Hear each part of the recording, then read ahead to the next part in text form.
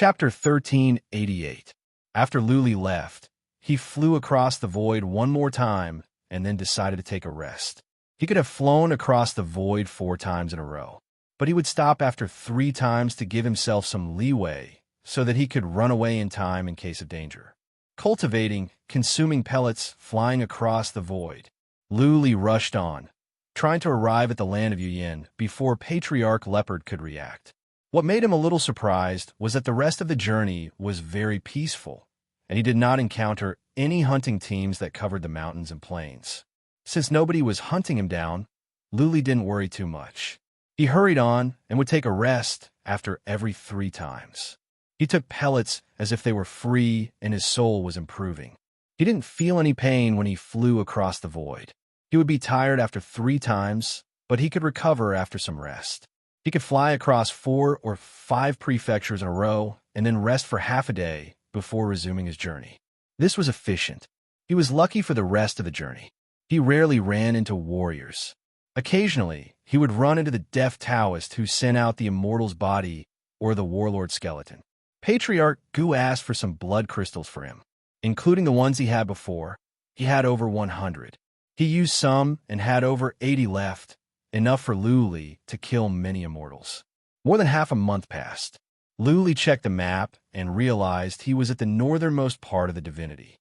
He would arrive at the Cloud Creek Prefecture, which was the northernmost place on the map. Thousands of miles to the north of the Cloud Creek Prefecture was the land of Yuyin. Rest. There were still 6 or 7 prefectures to go. Luli was a bit relieved. He was safe here. The craftsman's sect didn't come after him. This time, Luli cultivated for an entire day to recover to his peak state before he continued to fly across the void. After 3 times, he had arrived at a prefecture near the Cloud Creek Prefecture. He found a place to rest and hide. This time, he slept for 2 days. Next time, after several more trips, he should be able to enter the land of Yuyin. When he woke up, he was nervous. The closer he was to success, the more he felt he could not let his guard down. Otherwise, he could fail miserably. Let's go. After everything was prepared, he began to draw the array. This time, he didn't arrive at Yunshi Prefecture. Instead, he appeared in the wasteland to the north of Yunshi Prefecture. He didn't know where exactly he appeared. After resting for a while, he flew through the void again. This time, when he flew through the void, he realized that he had yet to reach his destination. He only felt that he had traveled halfway when he realized that the space was vibrating violently. His body was forcefully jolted out. This place, as soon as he came out, he immediately scanned his surroundings. He appeared above a huge abyss canyon. The space around him was extremely unstable. The space constantly shook and cracks appeared. Looks like the space here is too unstable, so it was forcefully shaken out. I'll have to fly through this canyon. Luli was falling. It was dark down there, and he could not tell what was in there. Naturally, Luli was afraid to go down. He was about to take out the wicked bead and sneak in. Luli is here. A loud roar rang out, followed by countless black shadows surging out from the other side of the canyon. In the blink of an eye, at least a few hundred people had flown over. Whoosh, whoosh, whoosh, chi-chi. Boom, boom. Before the few hundred could get close, many warriors had come. They were attacking from the distance. Luli used psychic power to check. He noticed that some of them were from the craftsman's sect, and some were prefecture warriors. Some were hiding in the sky. They must be from some special races. None of the hundreds were powerful. The most powerful ones were mighty warriors in the divinity. There were no super mighty warriors in the divinity yet. However, from the distance, many people were coming. Luli could tell that they were strong and fast. They might be super mighty warriors in the divinity, or even supreme warriors in the divinity. You want to kill me? Then let's die together. Luli pulled a ferocious face. Clearly, the craftsman's sect had sent a large force to guard this place. If he was unlucky, he might lose his life here. The situation was dire. Nobody could tell how many people were around. Luli had to put up a desperate fight. He took out 2 Wrath of Thunder and threw them to the left and right respectively. If they wanted to kill him, then they would have to pay with their lives. Buzzing. At the same time, Luli let out the immortal's body. Many attacks were coming at him from all sides. The immortal's body was strong and could protect him. The immortal's body had wings on his back. Recently, Blood Fairy had refined many of the formations in the wings, which had improved his abilities. Now, the immortal's body could fly in the air against the strong gravity. Blood Fairy controlled the immortal's body to grab Luli with one hand. The immortal's body used his back to withstand the attacks from all sides. At the same time, he tried his best to fly forward. Luli knew that as long as he could make it across the valley, he would have a chance to escape. This canyon couldn't possibly be endless, could it? The space nearby could not be so unstable. Boom, boom, boom. Many attacks were blocked by the immortal's body's back. The immortal's body was strong. He could withstand so many attacks, many of which were from mighty warriors in the divinity.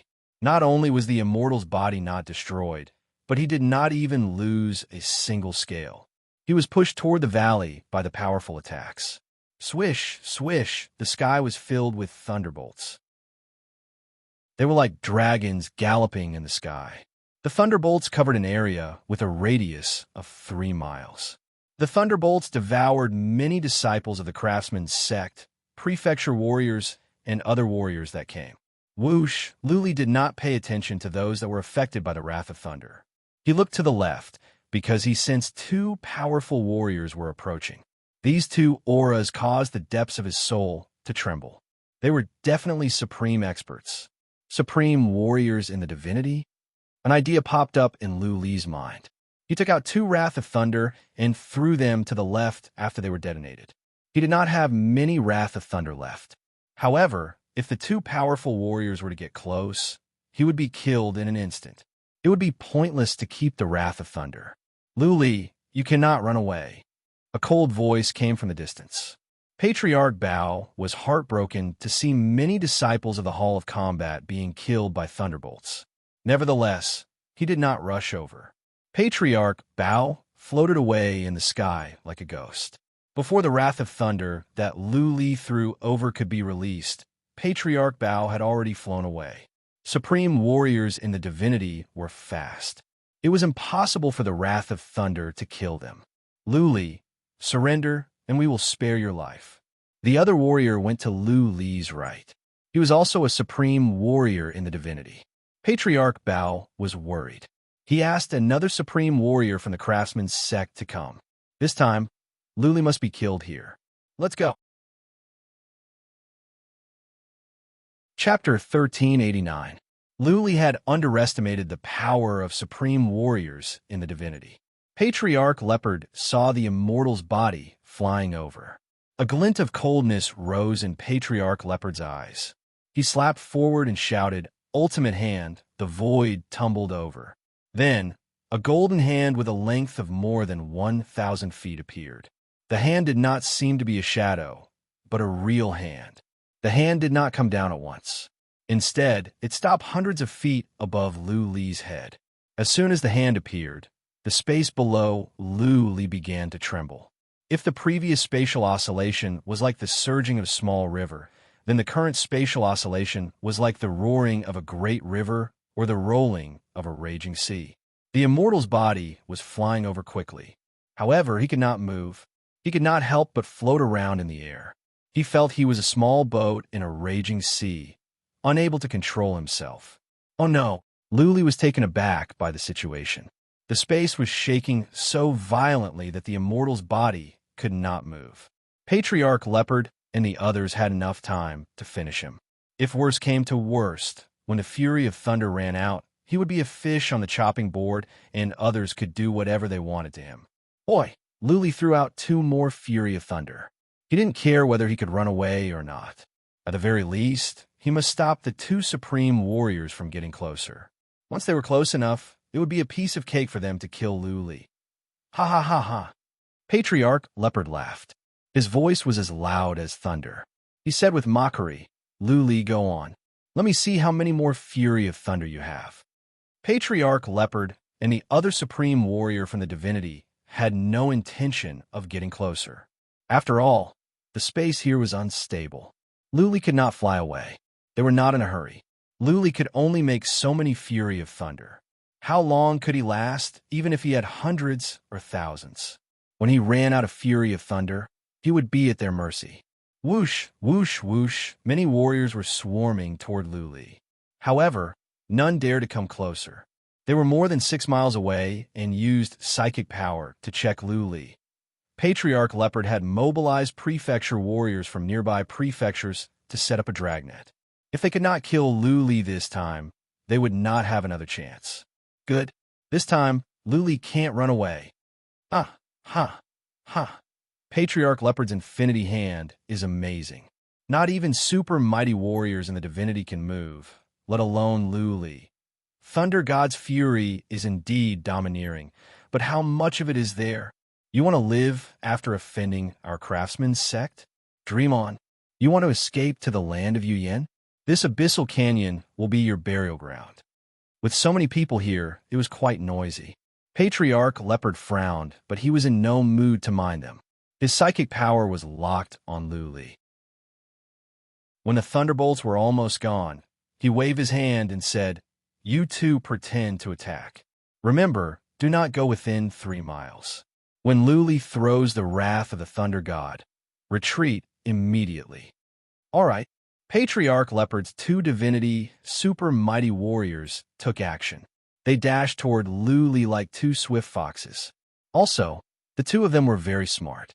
They flew over from the left and right, clearly trying to consume more of Luli's wrath of the thunder god.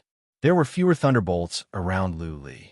The approach of the 2 divinity, super mighty warriors alerted Luli. He took out 2 more wrath of the thunder god. When the 2 were about 3 miles away from him, Luli became even more nervous. When their weapons glowed, Luli did not hesitate any longer. He hurled the 2 wrath of the thunder god. Fooled. As soon as Luli moved his hands, he noticed that the 2 divinity, super mighty warriors stepped back. Luli shouted to himself. He knew this was a trick of the enemy. As he had expected, the 2 divinity, super mighty warriors stepped back quickly. They were more than 3 miles away. The 2 wrath of the thunder god could not reach them. It was a waste. I only have 12 wrath of the thunder god. Luli used psychic power to check. He complained to himself. This was not the way to go. His enemies could attack at will. If he did not use the wrath of the thunder god, he could die right away. If he did, he could only use it 6 times. What should he do then? Right, the wicked bead. Luli remembered that the wicked bead had a remarkable skill, space travel. However, he was not sure if he could travel in such turbulent space. If he could, he would be able to travel 30 miles in one go. He might be able to cross the valley directly. Buzzing, the wicked bead glowed in his hand. He and the immortal's body disappeared into the wicked bead. Then, the wicked bead glowed as Luli was about to perform space travel. Patriarch Leopard had been watching Luli's every move. How could he not react? Patriarch Leopard waved his hand. The golden hand in the sky smashed down. Boom, boom, boom. When the hand landed on the wicked bead did not suffer any damage. However, the space nearby began to tumble. Luli, the deaf Taoist, and Little White were shaken out from the wicked bead. Buzzing, Patriarch Leopard waved his hand. Another golden hand came out from the void. Patriarch Leopard grinned. Luli was playing tricks. How could he let Luli have his way? What? The deaf Taoist did not know what was going on outside. As soon as he came out, he used psychic power to check. He trembled in fear. There were 2 supreme warriors from the divinity nearby and many super mighty warriors. At least 100,000 prefecture warriors and average immortals were here. No, the deaf Taoist cried to himself. If Luli died, he would not survive. He had thought of going back to the region of doom from the land of Yuyen. Now it seemed impossible. Buzzing, Luli let the deaf Taoist and Little White back into the wicked bead. His eyes flickered. He had lost all hope. His opponent was too strong. Patriarch Leopard was like an adult, while Luli was not a child, but a baby in swaddling clothes. They were not equal. No matter how hard Luli struggled, he would die in the end. Boom, boom, boom, boom. Just now, when the golden hand smashed down, some energy leaked out. At the moment, there was a loud noise in the valley. To Luli's ears, It was like the tolling of death bells. Whoosh! In the distance, the two super mighty warriors from the divinity began to move. They dashed toward Luli from the left and the right. If Luli did not use the Wrath of Thunder, they would attack. If Luli used the Wrath of Thunder, they would retreat at once. Luli's mind was weighed down by the cold, killing intent in their eyes. He looked down the valley and wondered to himself if this was where he would be buried. What?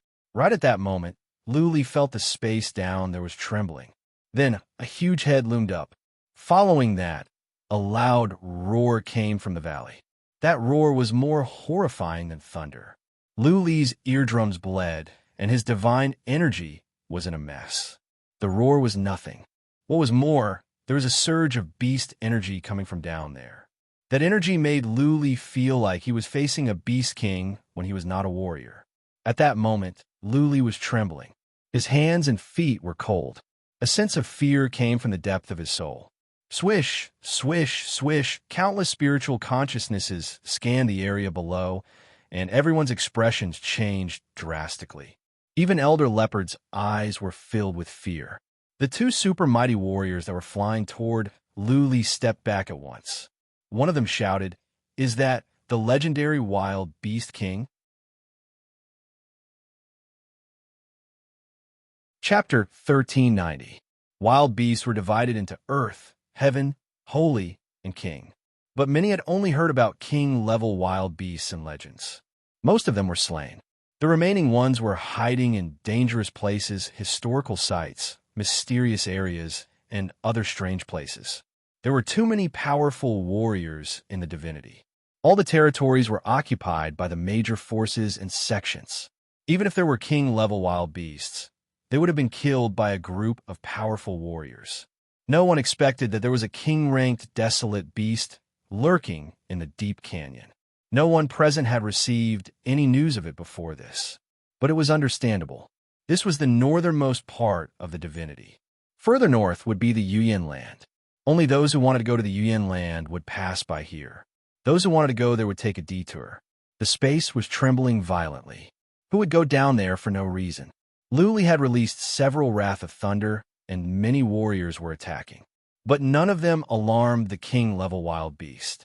If it were not for the fact that some energy had escaped from Patriarch Leopard's slab, the king-level wild beast would not have shown up. Dead, Luli had lost all hope. The wild beast was right under him. He was enveloped by the energy of the wild beast. His divine energy was messed up. He could not move, not even a finger. Master, this wild beast is strong. In addition to Luli, even Blood Fairy, who was in the immortal's body, was trapped. She could not control the immortal's body to take Luli away. Luli was the first to be killed. If there were wild beasts to kill, he would be the first. The wild beast was enraged. At the moment, the two eyes were filled with anger and coldness. How could the wild beast not seek revenge? A desolate beast's intelligence was very low. Even a king-level desolate beast would probably have the same level of intelligence. 100,000 feet, 15,000 feet, 10,000 feet. Luli could see the beast clearly now. It was a strange one. It had the head of a lion, but the body was long and narrow. It looked like the body of a dragon, and its back was covered with spikes. It had 6 legs and 4 wings on its side. Its tail was like an iron whip, and its pupils were gray. There was not a trace of emotion in its eyes. It was like a god of death. Run! It was unknown who suddenly shouted, but the surrounding martial artists seemed to wake up from a dream. The martial artists in the distance who could still move quickly retreated, constantly shouting, "Run for your life." Idiot! When Elder Leopard and the other divine world venerable saw the king-grade wild beast suddenly turn its head and look in the direction of the first cultivator who had escaped, the two of them were infuriated. The wild beast was aiming at Luli and would tear him apart the next second. However, that idiot screamed and ran away, successfully diverted the wild beast's attention. In the eyes of a desolate beast, humans were no different from ants. If a person wanted to kill a group of ants, he would definitely kill the one that escaped first, right? All right. At this moment, Luli felt that the horrifying chi and energy enveloping him had weakened a bit. He was overjoyed, feeling that he had survived a desperate situation. Without any hesitation, the wicked bead glowed and took him and the immortal's body in. The wicked bead glowed and turned into dust. Bang! The wild beast dashed forward and swept the wicked bead with its iron whip-like tail. The wicked bead was smashed away at once. Luli checked the energy of the wicked bead. He was speechless. A random strike from the wild beast had consumed 30% of the energy in the wicked bead. Yak, go and kill Luli. I will deal with this beast. Patriarch Leopard shouted. If the wild beast could not be contained, everyone here today would have to die. Half of the warriors of the Hall of Warfare of the Craftsman's sect were here. If all of them died, then Patriarch Leopard could no longer be the Hall Master. Okay. The other Divinity Supreme Warrior nodded and quietly drifted toward Luli like a fox. Luli was about to teleport away from the valley. He used psychic power to check and noticed another Divinity Warrior was coming. Luli was taken aback. The Wicked Bead's defense was too weak for a Divinity Warrior. One slap from the Wicked Bead could shatter it. When Luli and the Deaf Taoist went out, they would be crushed easily. At this moment of life and death, Luli thought quickly.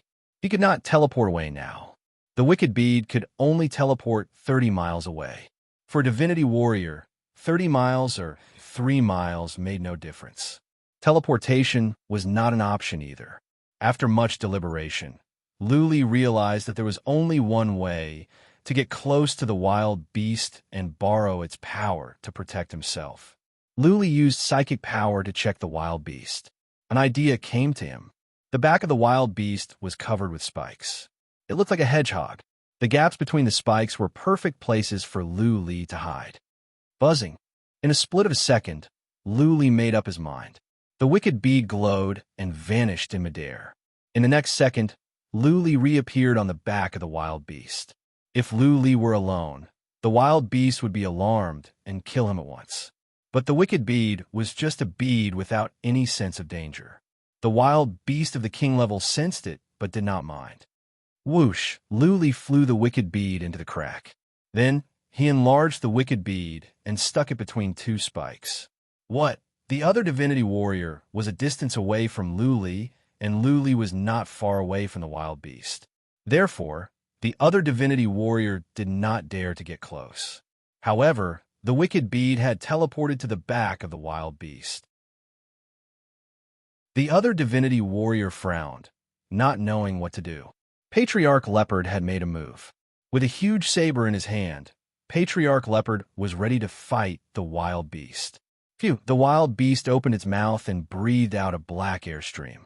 Everywhere the airstream passed by, space trembled and twisted. The black airstream was moving toward Patriarch Leopard like a galaxy. What? Patriarch Leopard was taken aback.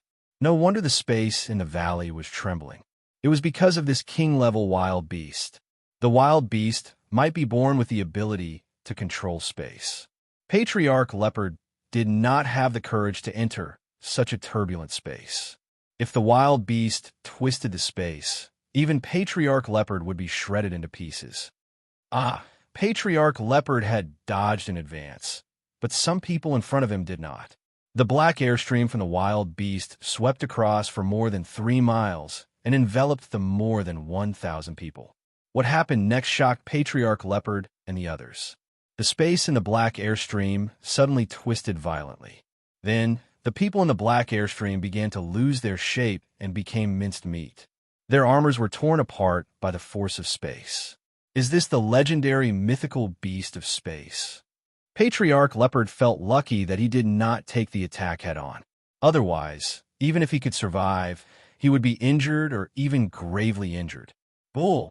Patriarch Leopard remembered the terror of the legendary mythical beast of space. He shouted to the other Divinity Warrior, "Think of a way to crack the wicked bead and kill Luli. It is not easy for us to kill this mythical beast of space. We will leave as soon as we kill Luli." Chapter 1391.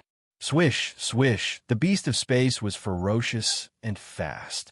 Every time it breathed out a streak of black air, the warrior would be shredded into pieces by the force of space. Patriarch Leopard and the other divinity, Supreme Warrior, were engaged. For the first time, Luli witnessed the power of divinity, Supreme Warriors. Patriarch Leopard did not use any fancy moves. He used the saber in his hand to hack at the beast of space. Every time he swung the saber, Luli felt he was being crushed by heaven and earth. Even though he was in the wicked bead, he could still feel that heaven and earth were collapsing and crushing down on the beast of space. With a wave of his hand, heaven and earth were falling down. How horrifying was this force? If Luli were outside, he would have been crushed to death by the pressure. The other divinity, Supreme Warrior's attacks were spectacular. He took out a fan. As he waved the fan, the wind and clouds around him seemed to be guided by him. They dashed toward the beast of space in various colors. It was as if the sky was filled with shooting stars. It was a shocking scene. What shocked Luli even more was the beast of space's defense. While the two divinity Supreme Warriors were attacking, the beast of space breathed out a stream of black air, which surrounded the beast of space and formed shield. The space outside the shield was constantly twisting and distorting, forming a powerful defense. Even with the powerful attacks of two godly world paragons, they were unable to break through the shield. Good. Luli let out a sigh of relief. He was glad that he had done something very wise. Otherwise, when the two divinity Supreme Warriors were fighting with all their might, Luli's wrath of God of Thunder would be pointless. They could kill him at the risk of injury. Swish, swish, the beast of space was ferocious. Despite its size, it was fast. The beast of space dashed on like a sharp sword. Every now and then, it would bellow into the sky and spit out the black air. The black gas it spewed out was like the scythe of the Grim Reaper. Be it the ordinary deities, the official army, or the mighty beings of the divine realm, as long as they were enveloped by the black gas, they would eventually be strangled by the powerful space-distorting force. Their bodies would shatter into pieces and blood would splatter everywhere. The abyss above had turned into a purgatory. Severed limbs were everywhere, and blood was everywhere. In just a short span of 10 seconds, at least 10,000 people had been killed. What's more, the number was still increasing. Elder Leopard and the other divine world's supreme being were infuriated. However, this king gray dire beast seemed to be slightly more intelligent than ordinary dire beasts. After attacking the two of them a few times, seeing that the two of them were too fast, they actually turned around and chased after the low-level cultivators.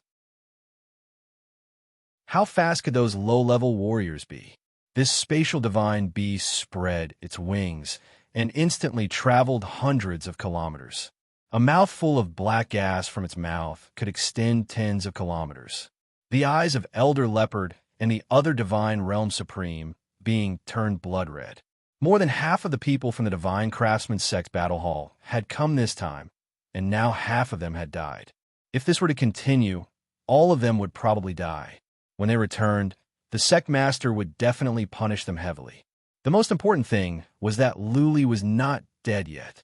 Elder Leopard and the other divine world supreme being launched many horrifying attacks. Yet, they could not break the spatial barrier around the spatial beast. From the very beginning, Elder Leopard and the other divine world supreme being knew that they were not a match for a king gray dire beast. They had just become supreme warriors in the divinity. It was said that when a king gray dire beast appeared, 10 supreme warriors from the divinity had to fight for half a month before the beast was killed. Now, their worries had become a reality. Fortunately, the spatial divine beast's attack speed was slightly slower, so it was unable to kill them. That was to say, neither of them could defeat the other. The spatial divine beast was on its way to the south. Luli was getting worried. If this spatial divine beast were to go to the Cloudstream Prefecture in the south, then many supreme warriors would come to hunt him down. Luli would not be able to survive even if he had 9 lives. The question was, did Luli have the courage to leave by teleportation? Teleportation could only cover a distance of 30 miles. 2 supreme warriors from the divinity could arrive in an instant. If they could smash the wicked bead, Luli would be killed instantly. Luli had to stay on the back of the spatial divine beast and follow it to the south. Along the way, they killed those prefecture warriors, regular immortals, the shadowless race, and the ghastly race were like lambs in front of the spatial divine beast. A puff of black air could kill a large number of them. This wild beast is ferocious. It will be amazing if I can tame it. Luli exclaimed to himself. Of course, this was just a thought. He had tamed some beast kings in the Heaven Reverse universe. But could they compare with a King Grey Dire Beast? What was more, a King Grey Dire Beast was not intelligent. It was difficult to tame one. After the time for half an incense stick to burn, a small city came into view. Luli complained to himself. The spatial divine beast must have arrived at the Cloudstream Prefecture. Oh no! Once the spatial divine beast started a massacre in the city, the news would spread out. Many supreme warriors from the divinity would come. By then, Luli would be doomed for sure. What? The next moment, Luli was delighted. The spatial divine beast stopped outside the city. Then, the spatial divine beast shook its head and went back. This spatial divine beast is quite intelligent, Luli exclaimed to himself. If he could kill warriors of the craftsman's sect, then the craftsman's sect would be his only enemy. If he could slaughter a city, then the entire divinity would be his enemy. Phew, Patriarch Neo and Patriarch Leopard were relieved. If the spatial divine beast were to charge toward the south, then many innocent people would be killed. Patriarch Leopard and Patriarch Neo would be guilty. Go! Patriarch Leopard and Patriarch Leopard could not defeat the spatial divine beast, but they would not give up. It was one thing to kill the spatial divine beast, but Luli had to. Patriarch Leopard and Patriarch Leopard could not kill Luli after so many had died. Patriarch Leopard and Patriarch Leopard would be too ashamed to go back to their master. Both of them were fast, even faster than the spatial divine beast. Along the way, they kept attacking, trying to crack the shield of the spatial divine beast and kill Luli. However, the shield was like a turtle shell. They had been attacking for a long time, but the shield didn't even tremble, let alone crack it. A shield made from the origin energy of space is powerful, Patriarch Leopard exclaimed. Only the most powerful supreme warriors of the craftsman's sect could kill the spatial divine beast. Patriarch Leopard and Patriarch Neo were not strong enough. Follow them. Master, please send more powerful warriors over. Patriarch Leopard made up his mind to follow the spatial divine beast. He could not give Luli any chance to run away. Many people and resources have been used to hunt down Luli. Many had died. If Luli could escape to the land of Yuyin, Patriarch Leopard would lose his position as the Hallmaster. Buzzing, Patriarch Leopard took out his token and sent a message back to the craftsman's sect. He told them about the situation and asked them to send more powerful supreme warriors to help. The spatial divine beast had arrived at the deep abyss. Instead of attacking Patriarch Leopard and Patriarch Neo, it dashed into the deep abyss and vanished. Go! Chapter 1392. The abyss was very deep, and the space below was extremely unstable. There were spatial cracks everywhere, and there was even some black mist floating about. He felt that his surroundings were eerie, and there was an indescribable aura circulating around him. The space divine beast's speed was very fast. It charged down hundreds of miles into the abyss in an instant. It seemed that it hadn't reached the bottom yet. Luli was getting anxious. Patriarch Leopard and the others had been following him. There was no way for him to run away. Could he follow the spatial beast to its nest? What was more, the beast of space must know about the existence of the wicked bead. Would the beast of space crush the wicked bead directly? From down below came a sound of water. Luli used psychic power to check and found that there was a pond at the bottom of the abyss. The water was dark and did not seem to be regular water. There's something wrong with the water. Elder Leopard and the other God World Supremacy stopped at this moment. Both of them used their spiritual wills to scan the water below. He discovered that the water was bubbling and it felt like a pot of oil. There was a dangerous aura circulating within it. This elder leopard hesitated for a moment before asking, "Old ox, doesn't this look like black essence blood?" Elder Neo was a little hesitant. After some thought, he said, "That's possible. If it's the black yuan blood, it'll be troublesome." It was said that the black essence blood was a type of extremely poisonous liquid, one of the 10 great poisons in the world. This poisonous blood could probably be melted by a transcendent grade divine artifact in an instant, right? Old leopard, should we chase after them? Let's give it a try. Elder leopard took out a small dagger. It was a supreme divine artifact. To Elder leopard, a supreme divine artifact was nothing. After all, a divine blacksmith grandmaster could easily make one. He threw the dagger downwards. After the dagger entered the black liquid, it was like a piece of wood thrown into molten iron. The dagger immediately emitted black smoke and was quickly corroded and melted. This, Elder Leopard and Elder Neo looked at each other and felt a little annoyed. Both of them were wearing Saint-grade battle armors, but neither of them dared to gamble. Firstly, Saint-grade battle armors were precious, and it would be a pity to destroy them. Secondly, if their battle armors were corroded and their physical bodies were not very strong, they might not be able to come back up. Forget it. Patriarch Leopard thought about it and said, "The dark primordial blood is so horrifying. How can Luli survive? Besides, didn't they have a space divine beast? As soon as Luli comes out, he will be killed by the spatial beast." Patriarch Neo was even more afraid to go down. After all, it was meaningless for him to kill Luli or not. If Patriarch Neo died in there, he would die in vain. The two of them did not leave. Instead, they waited quietly nearby. Patriarch Leopard even mobilized some warriors to stay nearby, fearing that Luli would be lucky enough to escape alive. Luli, I hope you die in there this time." Elder Leopard was secretly praying. It would be fine if Luli died this time, but if he managed to survive and escape to the land of Yuyin Pass, he would definitely be able to survive. If that happened, he would lose all his face and become a joke in the god world. Luli was still alive.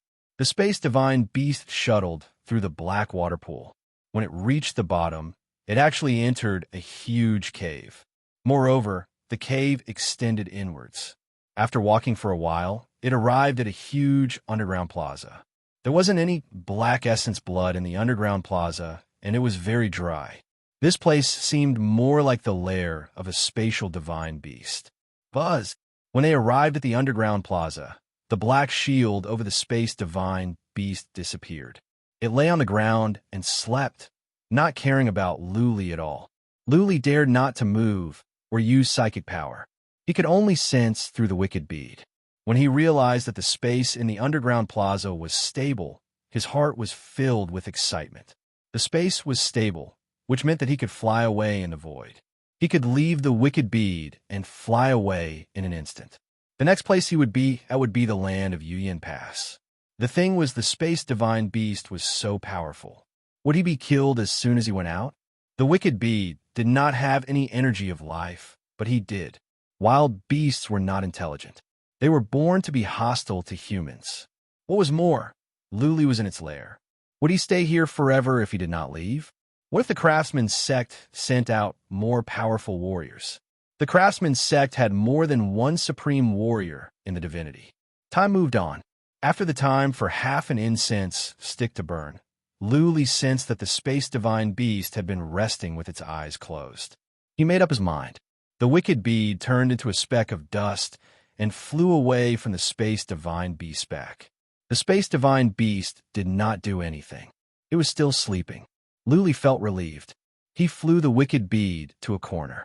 When he reached the corner, Luli used the wicked bead again to make sure that the space divine beast was not doing anything. Then, he made up his mind and dashed out. Swish, swish, as soon as he came out, he began to draw formations in midair as fast as he could. He did not stare at the formations, but at the space divine beast not far away. What happened next shocked Luli. The space divine beast suddenly opened its eyes. Those huge eyes were filled with coldness and killing intent. Luli was only 1,000 feet away from the space divine beast. He felt he was looking at the god of death when he looked into those eyes. He is dead. He is dead. Luli sensed a fatal danger in his soul. The space divine beast was facing him. If the space divine beast breathed out a gust of black air, Luli would be shredded into pieces in an instant. The mighty warriors in the divinity were as vulnerable as clay figurines in the face of the black air. Luli's defense was nothing. He didn't even take out the fury of thunder. He knew very well that if the space divine beast wanted to kill him, it would be too late for him to take out the fury of thunder. Besides, the fury of thunder might not be able to inflict any harm on the space divine beast. What? To Luli's surprise, the mythical beast of space took one look at him and then closed its eyes and went back to sleep. Luli blinked. He thought he was hallucinating. A wild beast did not attack a human. Luli was in its lair. Did the space divine beast think Luli was too weak, that it had no desire to attack him? Whatever the case, Luli would be an idiot if he did not seize this opportunity. He had already finished drawing the array on his side, and a small golden door appeared. His body flashed, and he rushed into the golden door and disappeared. After Luli left, the space divine beast opened its eyes. It squatted on the ground and looked at a spot in space. The space divine beast seemed to be fawning over Luli and wagged its tail. It was more like a pug than a king-level wild beast. Buzzing, the space in front of the space divine beast began to tremble. Then a man came out. He seemed to be an illusion. Luli could not see his face clearly.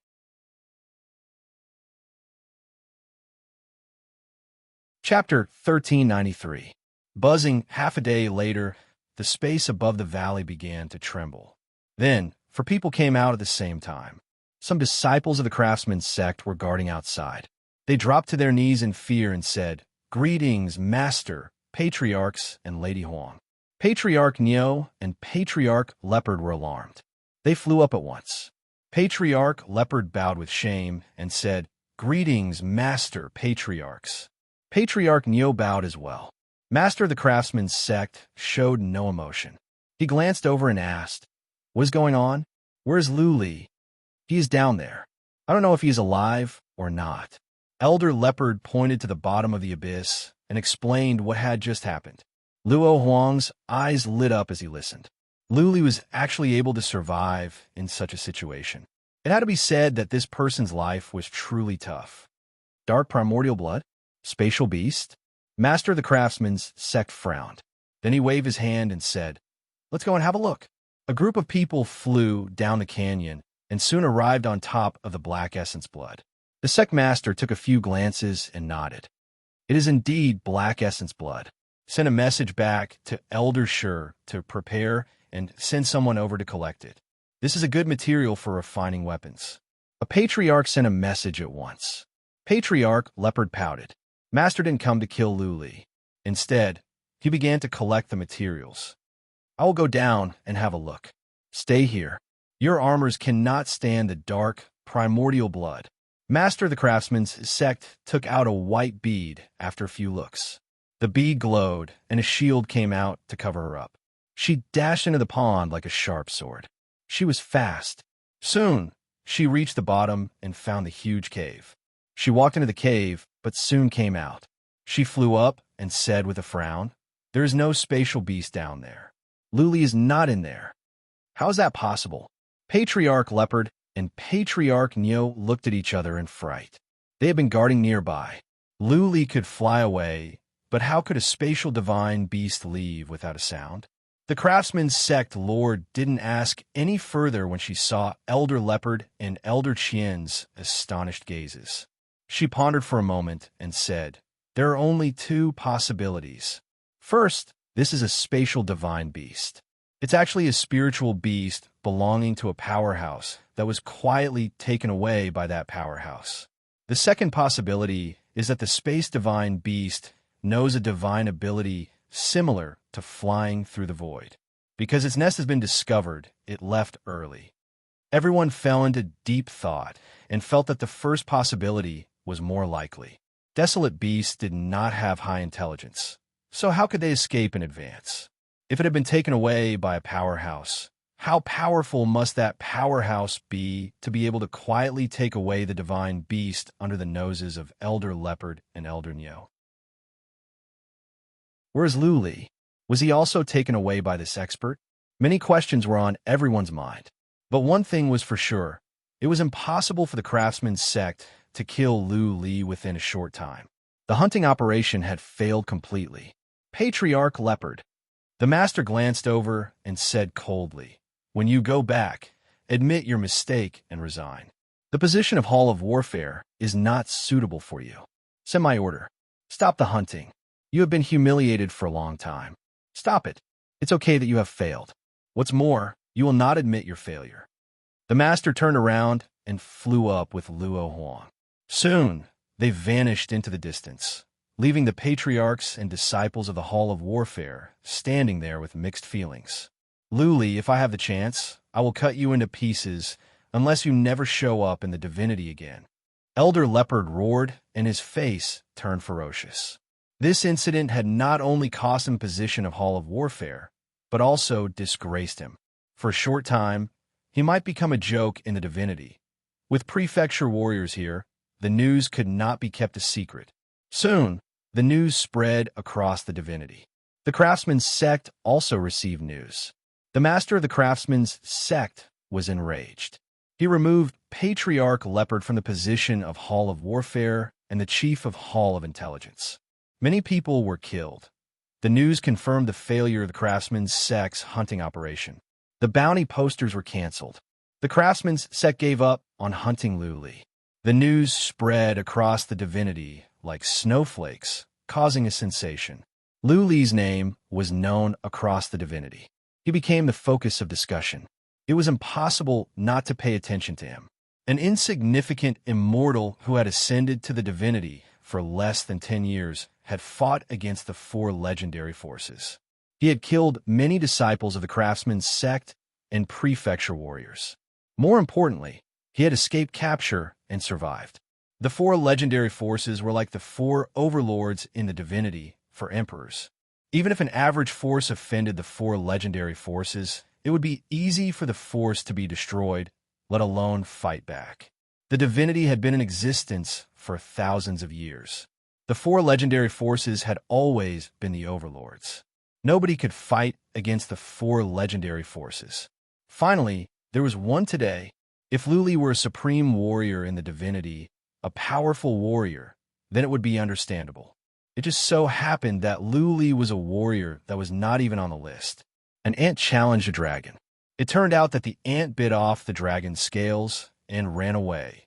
The difference between a super overlord and an insignificant warrior was stark. That was why there was such a sensation. Along with all kinds of conspiracy theories, the matter became more and more sensational. *T.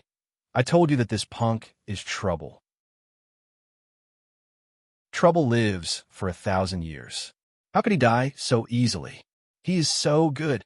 In a castle in the misty rain mountain, Lu Shi was holding a lady in his arms. He climbed up from the lady's body as soon as he heard the news. Regardless of the lady's hidden bitterness, Lu Shi walked out and shouted, 16, 18, get your ass over here and drink with me. I want to celebrate. Bastard. Lu Tianxing's angry voice was heard. Drink if you want.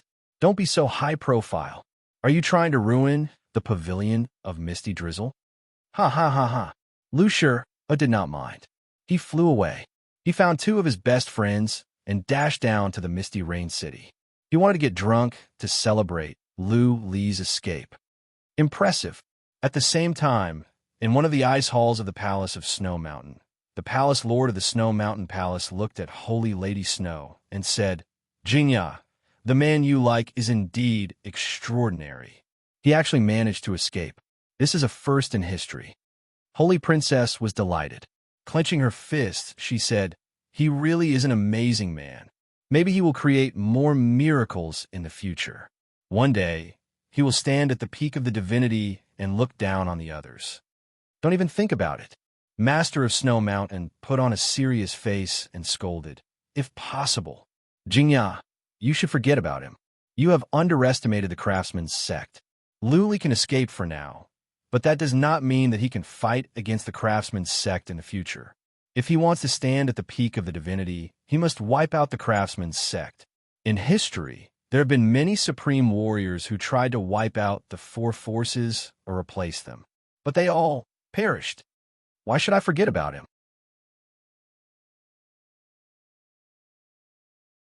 Chapter 1394. The land of Yuyan was huge. Even though it was far from the divinity, it was still around 40 to 50 prefectures. The weather here was cold all year round, and many places would frequently snow. When it snows, as far as the eye can see, the heaven and earth would become one color. In the southwest of the land of Yuyan, there was a Kunlun mountain. This mountain was rather famous in the southwest and could barely be considered as a mystical paradise. Kunlun Mountain was occupied by a small power, and this power was called Massacre Shrine. The name was very domineering, but it was actually a third-rate power. The temple master was only a mighty being in the divinity. The entire Massacre Shrine only had one mighty being in the divinity and was supported by him alone. Swish, today a small mountain in front of Massacre Shrine started to tremble, and the patrolling soldiers immediately became nervous. One of the soldiers let out a long whistle, alarming the nearby patrolling commander.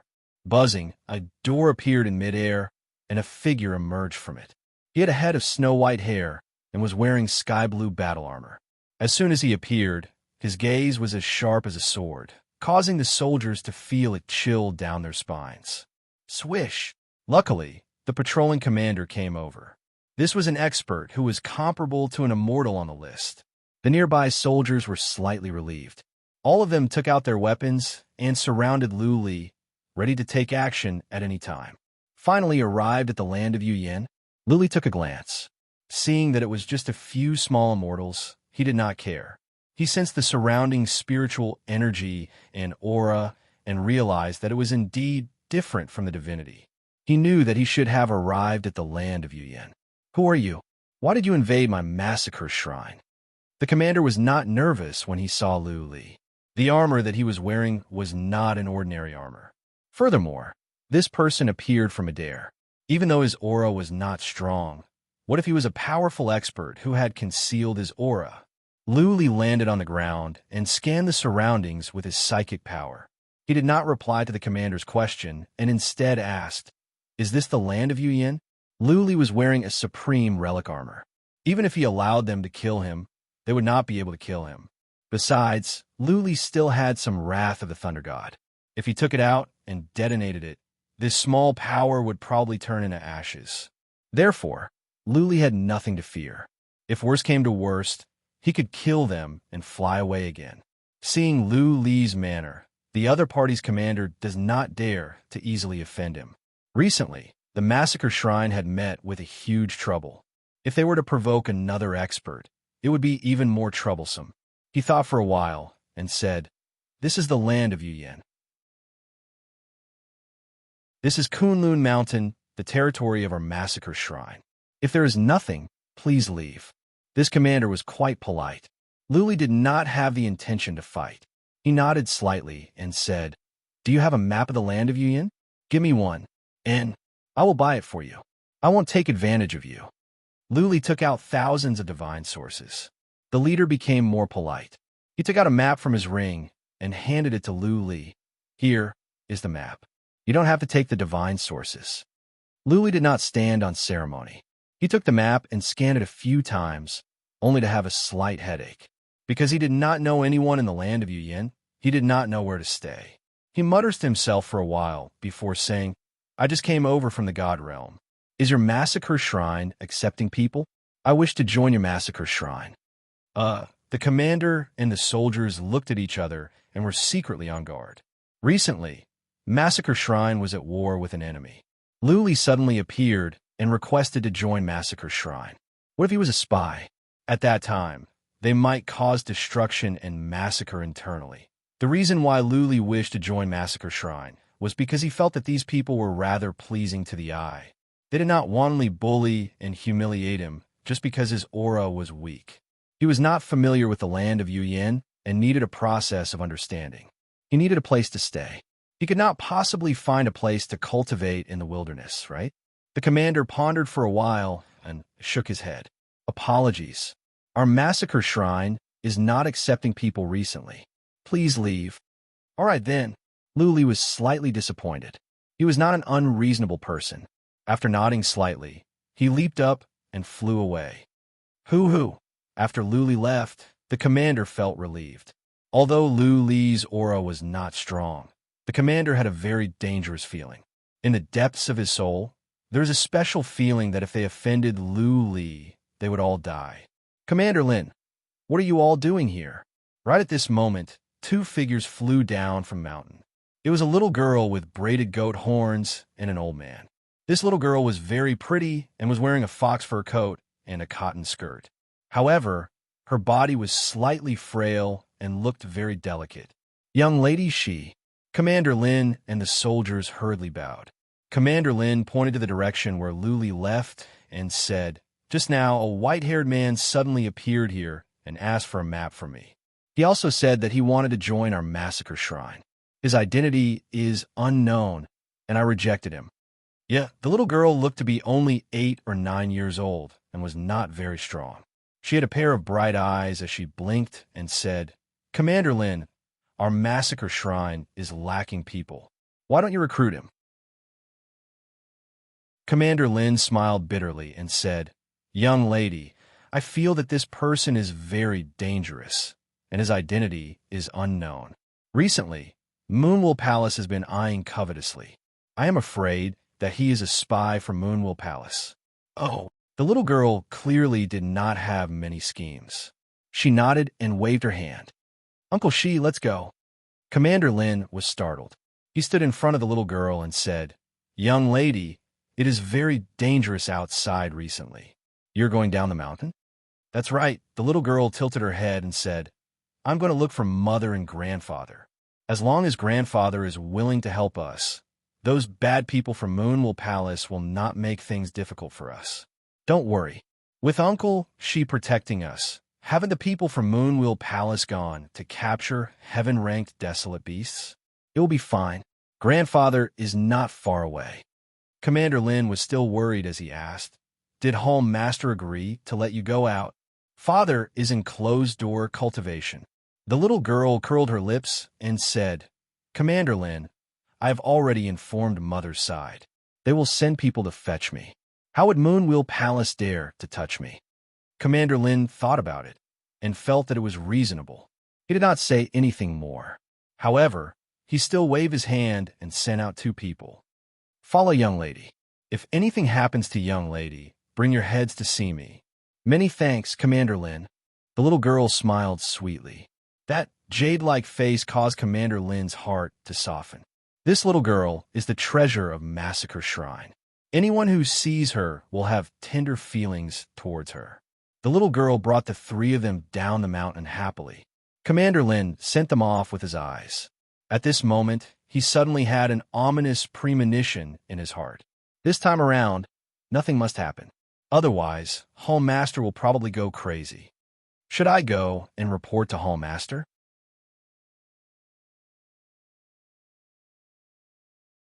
Chapter 1395.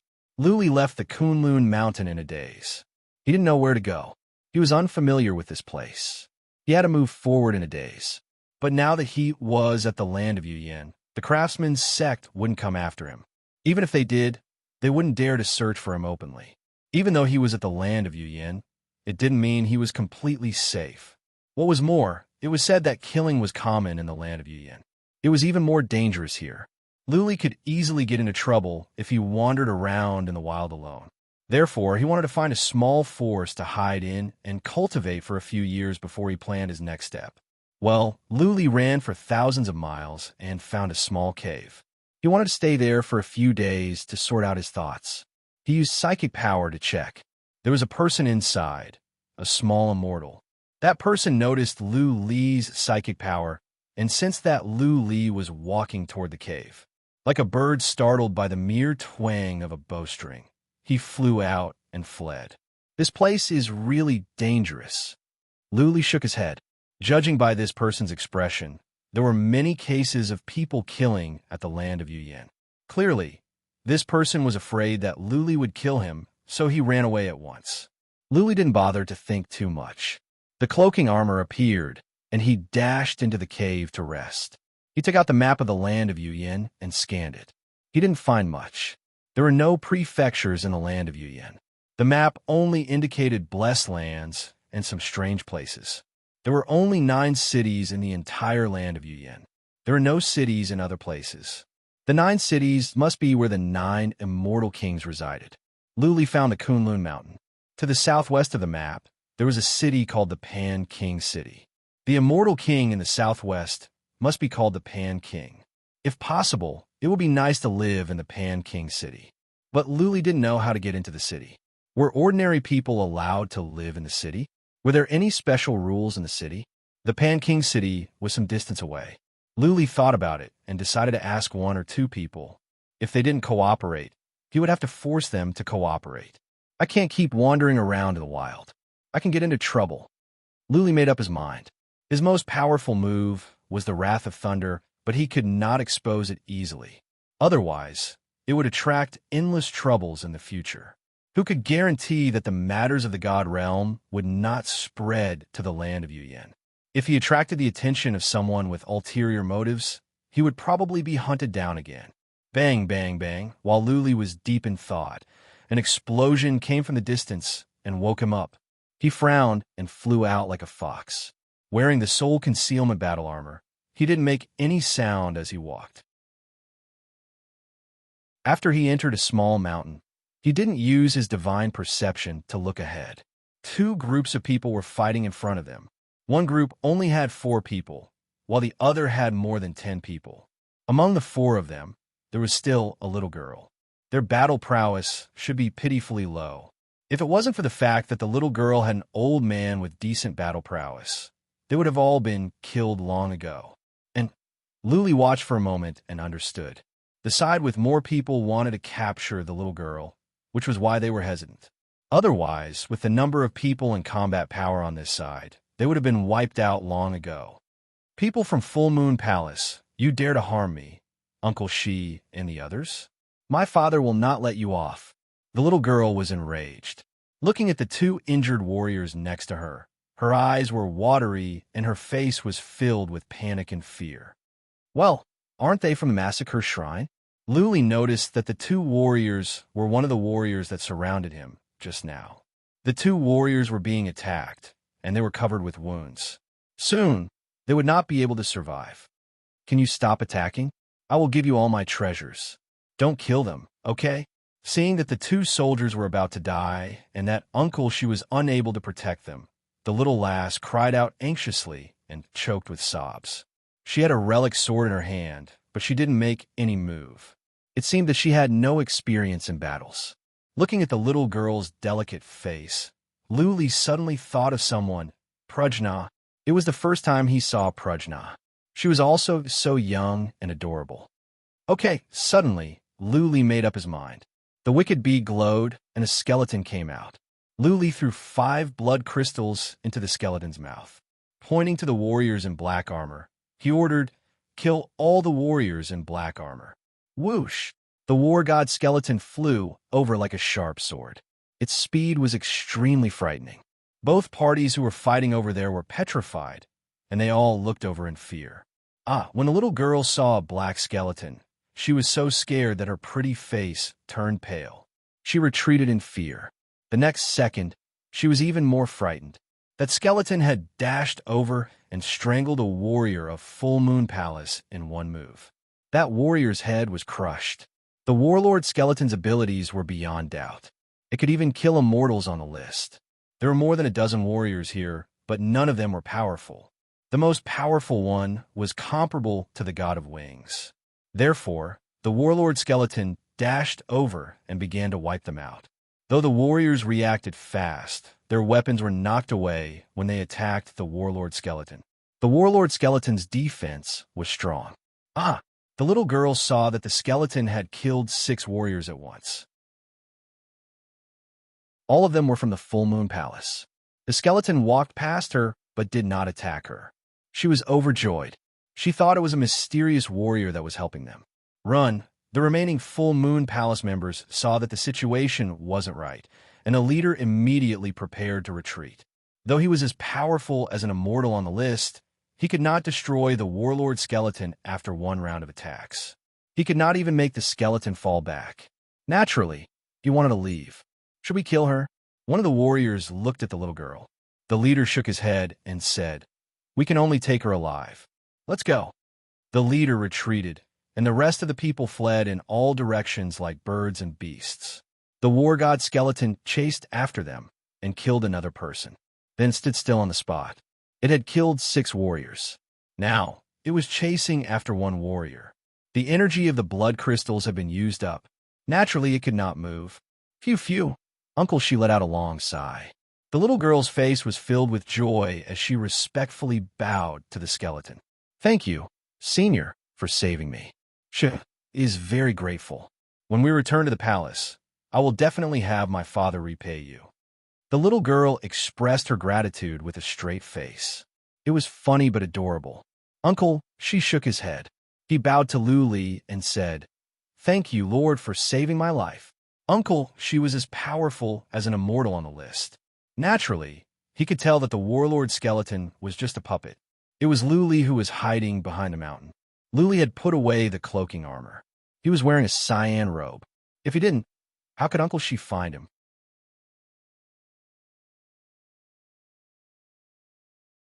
Chapter 1396. The little girl came to her senses. She blinked and said, "Brother, that skeleton is yours?" Luli nodded. Uncle, she asked the 2 warriors. One of them moved closer to Luli and said something. Uncle, she thought about it and said, "Lord, how should I address you?" Luli said, "Call me Lulin." The name Luli was too famous. He didn't dare to use it now. If what happened in the divinity was known, he would be the center of attention. "Lord Lu." Uncle, she cupped his fists and said with respect, "This is not a good place to stay.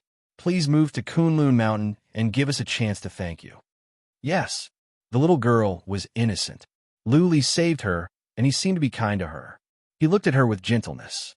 She took Luli's hand and said, "Brother, let's go to Kunlun Mountain. We have many fun places there." Okay, Luli had planned to stay at Kunlun Mountain for a while when he saved the little girl.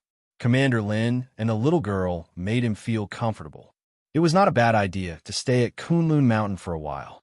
"Brother, my surname is Chi, and my name is Sha." The little girl and Luli liked each other very much. She held Luli's hand and walked to Kunlun Mountain. She was innocent and not afraid of strangers or that Luli would harm her. Uncle Shi and the other 2 warriors were on guard, but not too nervous. After all, Luli had killed warriors of the Full Moon Palace. If he was a spy, he wouldn't have put on such a good show. What was more, the warlord skeleton on Luli was strange. Based on the intelligence network of Massacre Shrine, if Luli was a warrior nearby, there would be some information. Even a martial artist of other places in the land of Yuyin would have some impression of it. According to the 2 sergeants, Luli appeared out of thin air. After he came out, he even asked if he was in the land of Yuyin. He asked for a map from Commander Lin. It was very likely that Luli had just come from the divinity. As soon as he came out, he was ambushed. It was almost captured by the Full Moon Palace. Uncle Shi didn't dare to go to Chi-Shi-Er's grandpa, so he went to Kunlun Mountain. "Lord Lu, I don't think I have heard of your name before." Along the way, Uncle Shi started to probe for information. If he does not understand Lu Li's background, what if something happens to him when he is brought to Massacre Shrine? "I just came to the land of Yuyin." Lu Li threw a glance to the south and explained, "I was being hunted down in the divinity. I cannot go on any longer, so I had to come here to seek refuge." Oh, Uncle Shi's expression did not change as he continued to ask, "May I know where Lord was in the past? What kind of power did I offend?" Lu Li said calmly, "When I was messing around in the mansion of Beast God, I offended a distant relative of the master of Beast God. I was chased by his subordinates for more than a year. If it were not for my good luck, I would have died on the way." A distant relative of the mansion master? Uncle Shi's eyes revealed a trace of surprise, and his expression became more respectful. Many chiefs in the divinity were super mighty warriors. Luli must be powerful if he could offend a distant relative of a chief and escape to the divinity. At this moment, Uncle Shi is slightly worried in his heart. Would it bring a hidden danger to Massacre Shrine by bringing an expert of unknown origin to Kunlun Mountain? If Luli were to take over the nest, they would be doomed. Big brother, you're amazing. Chi Shioi's eyes were sparkling as she looked at Lu Li with admiration. Luli looked back at Chi Shier with tenderness. He rubbed her forehead and said, "Sure, you're amazing as well. You are an immortal at such a young age. When you grow up, you will become a super powerful warrior." Looking at the tenderness in Lu Li's eyes, Uncle Shi was relieved. Lu Li's expression could not be fake. How bad could a person who treated Chi Shier wholeheartedly be? Uncle Shi asked no more questions. He led the others on their way. It was a peaceful journey. Soon, they arrived at Kunlun Mountain. What is going on? Commander Lin was responsible for patrolling outside the mountain. He noticed them at once. When he saw the two soldiers covered in blood, he immediately rushed over with his men in a panic. What? He was surprised to see Lu Li behind him. But Uncle Shi winked at him, so he did not ask further. I will explain to you later. Go and make arrangements for the two warriors. I will bring Lord Lu into the mountain. Uncle Shi waved his hand to invite Lu Li up the mountain. Lu Li did not stand on ceremony and walked up the mountain. Soon, he arrived at the peak. The view here was not bad. There were many castles scattered around, and there was a plaza. Lu Li used psychic power to check. There were not many people at the peak, only thousands. It seemed that this force was not strong. This is good. With psychic power, Lu Li could tell that this force was made up of average immortals. There were at most 30 of Uncle Shi's level. Lu Li was relieved. Lady Chi Shier, was very popular at Massacre Shrine. Soon, people came over to greet her, but they looked at Lu Li with caution. After all, Lu Li was a stranger and he was standing next to Chi Shier. Chi Shier greeted them warmly and introduced them to Lu Li. She seemed to be nice to everyone and did not put on airs like a young lady. No wonder she was liked by people from Massacre Shrine. Uncle Shi asked everyone to leave and brought Lu Li to a beautiful castle. The castle was in a corner and there were 2 guards outside. It seemed that Uncle Shi was worried about Lu Li, so he sent 2 people to monitor him. Lu Li did not care. If Massacre Shrine trusted him immediately, then they would be idiots. Right now, he did not plan to join Massacre Shrine. It was fine as long as he could stay here for a period of time. Massacre Shrine was too small. This kind of force was not worth him relying on. Chi Shier was brought away by Uncle Shi. Uncle Shi arranged for 2 maids to serve Lu Li and sent over many refreshments. They were very attentive in terms of etiquette. Lu Li knew that Uncle Shi must have gone to report to the Massacre Shrine Master. He sat there and waited. After an hour, a burst of laughter came from outside, following which a handsome and burly middle-aged man walked in holding Chi Shier's hand. When this person walked, he was like a dragon or a tiger and had a heroic aura. You must be my daughter's benefactor, little brother Lu, right? The middle-aged man walked in and looked at Lu Li with bright and piercing eyes. He smiled and introduced himself. I am Chi Junfeng, the temple master of Massacre Shrine. Thank you, little brother Lu, for your help. With that, the middle-aged man bowed deeply with sincerity written all over his face. Lu Li stood up and said with a faint smile, Temple Master Chi, there is no need to be so courteous. I once had a younger sister who was as cute as little Chi Shier. Back then, when I was passing by, I recalled my sister and helped her. It is just a small matter. There is no need for Temple Master Chi to take it to heart. Chi Junfeng was an almighty being in the divinity realm. Furthermore, he had been a temple master for a long time. Lu Li appeared to be a small immortal and was neither overbearing nor servile when facing him. Although his tone sounded polite, it was indifferent and did not have any nervousness or uneasiness. This made Chi Junfeng slightly hesitant. Lu Li should be a person who had seen the world. Maybe he was a disciple of a big clan in the divinity realm, which was why he could be so calm. This kind of person would definitely not be willing to be under others. If he were to stay in Massacre Shrine, it might really be like what Uncle Shi said.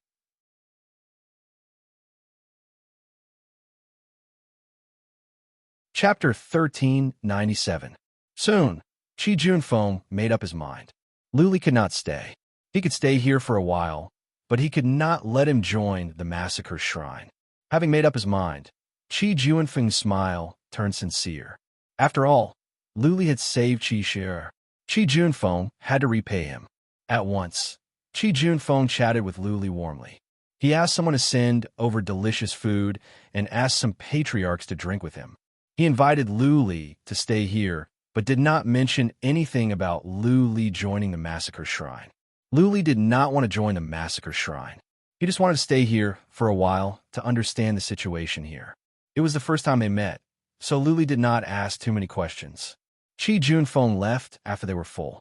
He told Chi Junfeng that it was okay for Luli to stay here for as long as he wanted and so on. Brother Lu, have a good rest. I will come and play with you tomorrow. Chi Shi was so innocent that she did not understand the thoughts between adults. She was taken away by Chi Junfeng with a sweet smile. The patriarchs left as well. Uncle Shi stayed behind and told some maids that if Luli needed anything, the maids must satisfy him. The combat strength of the two maids was pitifully low, but they were not bad-looking. However, it was obvious that they were often used to serve important people. Hearing that Uncle Shi said that they must satisfy Luli's needs, the two maids looked at Luli shyly. Their eyes were filled with love. Since Luli came to the divinity, he had never had a good time with any woman. But it did not mean that he was so thirsty that he would be interested in them. He was not interested in women who could sleep with any man. He walked into the room and activated the inhibition formation. He lay down for a while and began to think about his future. Forging artifacts? Luli had given up on that. What was the point of becoming a master craftsman? He would still be hunted down when he returned to the divinity. Without absolute abilities, Luli could not go back to the divinity, let alone the Earth Imperial Universe. To go back to the Earth Imperial Universe, he must go to the Space-Time Office. Both the Space-Time Office and the Craftsman Sect were the four legendary forces. If Luli did not have enough abilities and status, he would be taken down at the Space-Time Office and handed over to the Craftsman Sect. I need to improve my abilities. Luli was deep in thought. Without strong abilities, he would not be able to make any progress. He might have a lot of people, and he was well known in the divinity. Once the Thunder God's fury was used up, he would immediately return to his original form. Once the blood flame crystals were used up, he would be an ordinary deity. Any almighty being from the divine world could easily pinch him to death. Massacres are the most common in the land of Yuyan. Luli felt that Massacre Shrine had met with a crisis and could be exterminated by other powers any time. Without strength in this place, one would be in a precarious situation and could die at any time. I have to increase my combat strength in a short period of time. Luli made up his mind. A moment later, he sent a message to Blood Fairy. Blood Fairy, how long will it take for you to crack the formation in the immortal's body? How powerful will the god corpse be after it's broken? Blood Fairy already had an answer at her heart. She replied, it will take at least half a year. Once all of them are solved, the immortal's corpse's battle prowess will be able to suppress ordinary almighty beings from the immortal realm. Powerful almighty beings from the immortal realm may not be able to kill him. All right then, do your best to crack it, Luli said.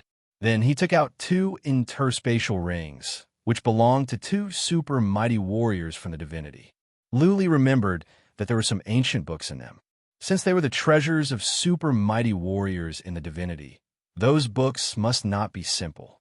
First, Luli took out the interspatial ring that belonged to the deputy master of the clan of warfare of the Craftsman Sect. The ring glowed, and Luli took out 3 books. The 3 books were made of special materials. They seemed to be made of some special animal skins. Luli picked one up and browsed through it. After a while, he curled his lips and put it away. This book was about forging artifacts. It was the deputy master's own understanding of forging artifacts. It was not of much use. Lu Li's eyes glowed when he turned to the second book. This book recorded a skill, an ancient skill related to the soul. It seemed to be enigmatic and could be used for soul attacks. Alas, it is pointless to cultivate this book now. Lu Li put the book aside. His soul was not strong. It would be pointless to cultivate this book. No matter how strong soul attacks were, if one's soul was not strong, it would be pointless to cultivate it. Lu Li opened the third book. He was disappointed because it was a book on body refinement. Lu Li was in dire need of improving his abilities.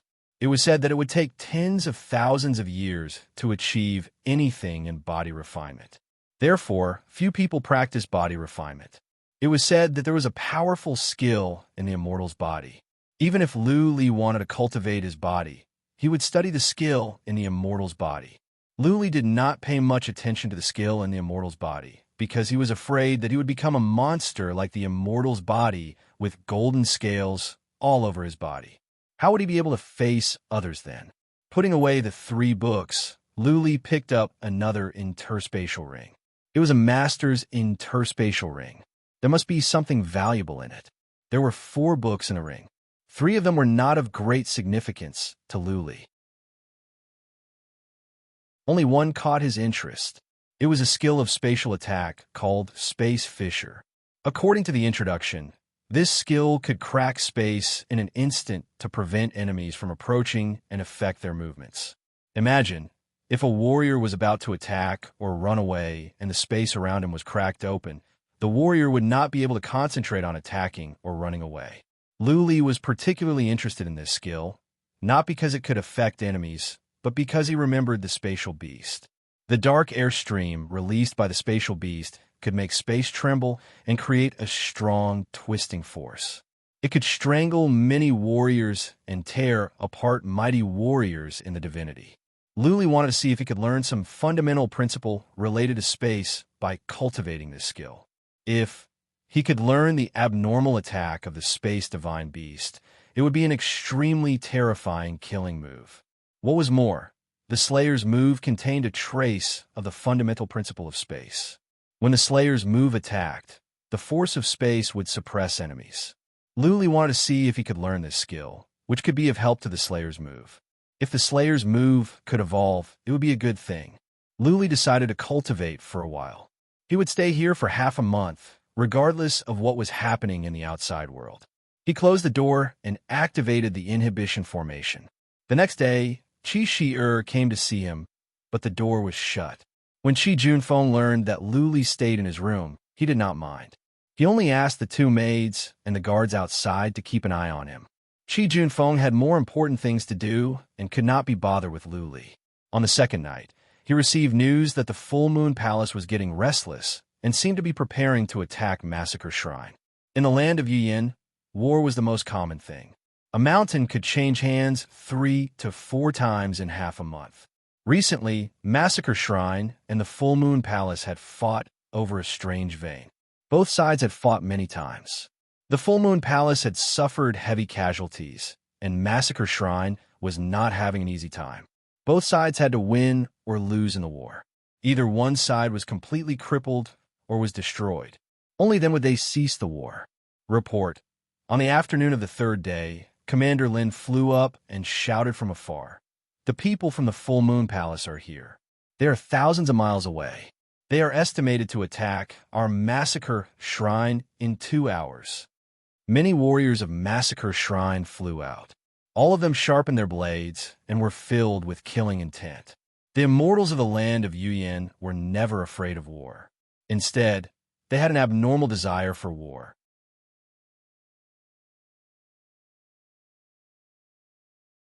Chapter 1398.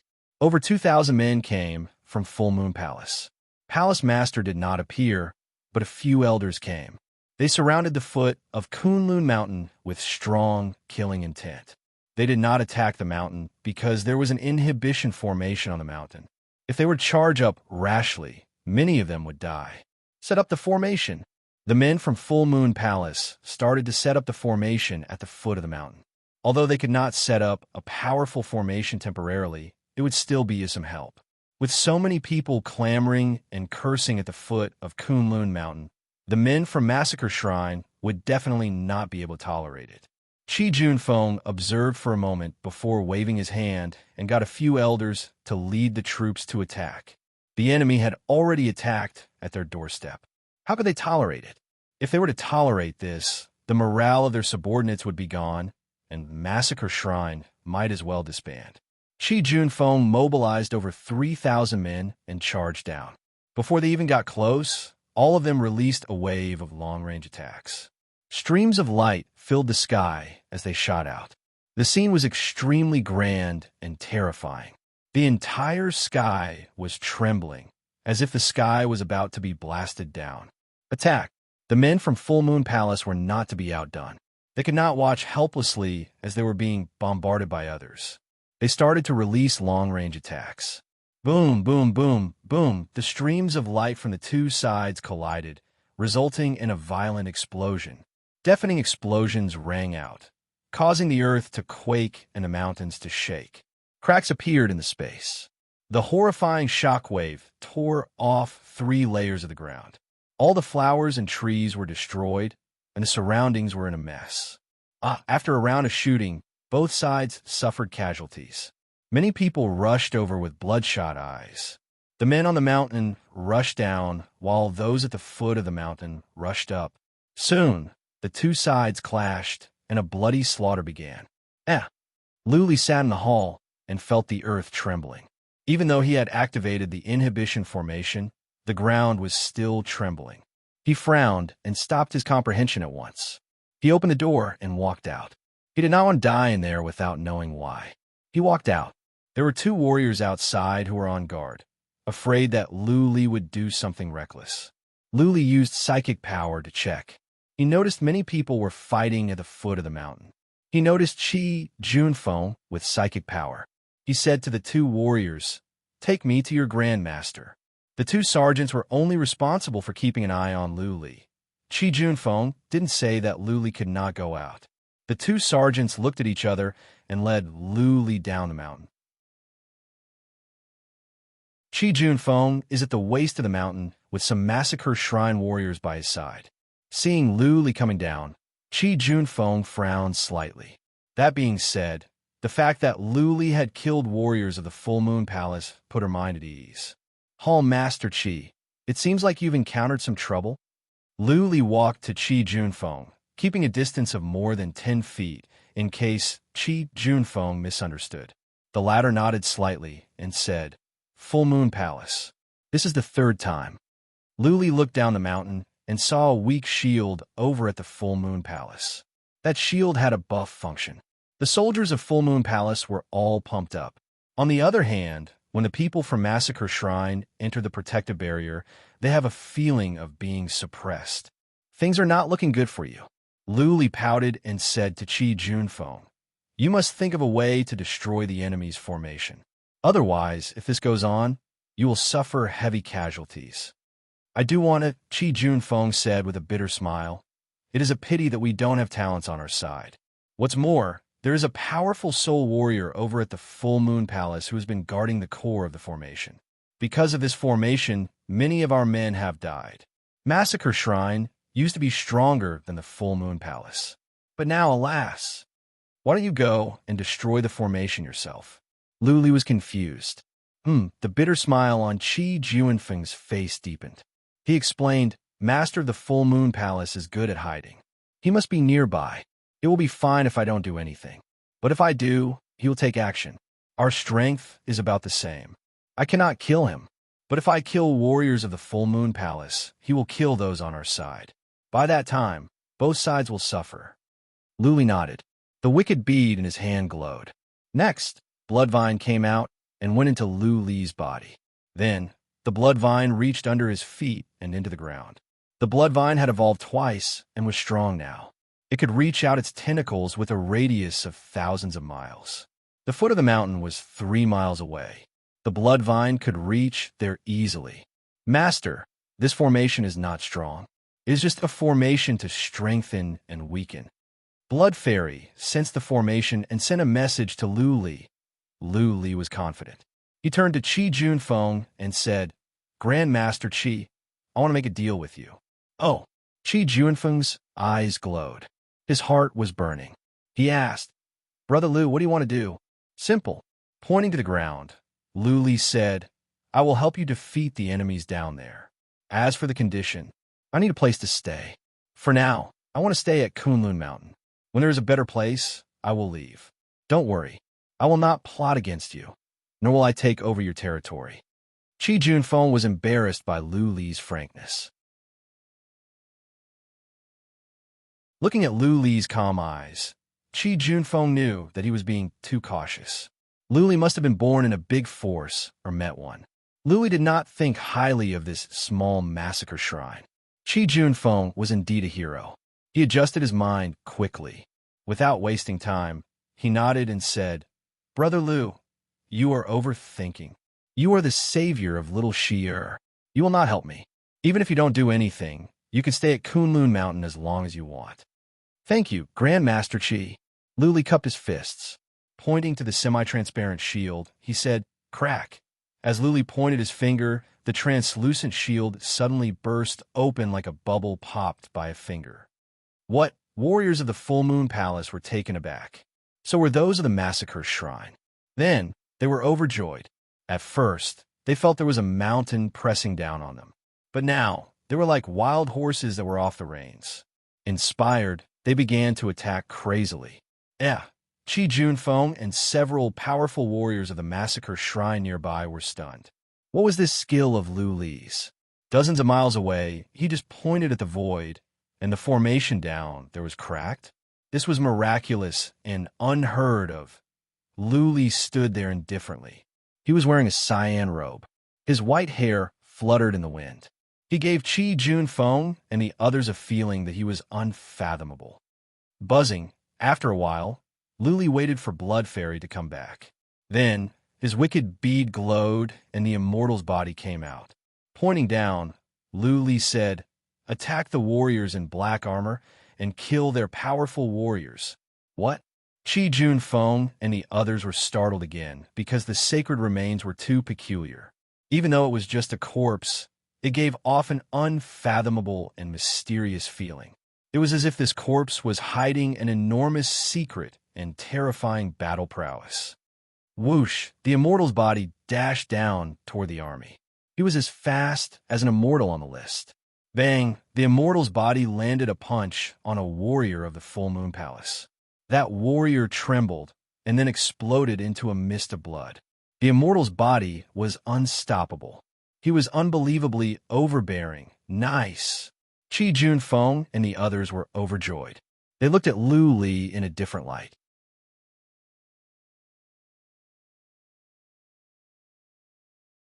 Chapter 1399. It had been a long time since Blood Fairy took control of the immortal's body. Most of the formations inside had been cracked. Only the core formation was not cracked. The immortal's body was as strong as prefecture warriors. During this period of time, he had cracked some formations. According to Blood Fairy, he could easily defeat some immortals on the list. If the final core formation could be cracked, he could defeat an average mighty warrior in the divinity. The thousands of warriors were all average immortals. The most powerful patriarchs were only as strong as immortals on the list. Therefore, when the immortal's body charged in, it was like a wolf charging into a flock of sheep. As a matter of fact, the immortal's body was only as strong as an immortal on the list. Some of the warriors from Massacre Shrine were on the list. The difference was the immortal's body's defense. Would the other immortals on the list dare to charge around and kill without any scruples? The immortal's body did. Even if the other immortals could kill a large number of them, they would be injured. But not the immortal's body. The immortal's body's defense was horrifying. Not to mention the super mighty warriors in the divinity. The immortal's body could easily withstand the attacks from the mighty warriors in the divinity. Therefore, Blood Fairy was not worried at all. She controlled the immortal's body to go on a rampage in the army, killing everything in its path. This was a great deterrent. The warriors from Full Moon Palace surrounded the immortal's body and attacked. However, when they realized that they could not destroy a single scale of the immortal's body, their morale inevitably dropped. Many of them were in a panic. Since the formations were cracked, their morale had dropped. At this moment, many of them were thinking of retreating. On the other hand, the morale of Massacre Shrine was boosted. In a short period of time, Full Moon Palace had suffered heavy casualties.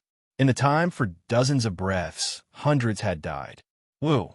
A deep bugle call came from afar, and the soldiers of Full Moon Palace felt as if a heavy burden had been lifted from their shoulders. They all retreated quickly. After a while, Massacre Shrine left behind another 70 or 80 warriors before they all retreated. Grand Master, a few of the elders ran back excitedly. This was the first great victory against the Moonwheel Palace in the many battles they had fought. It was no wonder that they were so excited. Luli waved his hand, and the immortal's body came back. Luli put it away and nodded to Qi Junfeng before he flew back to his room to cultivate.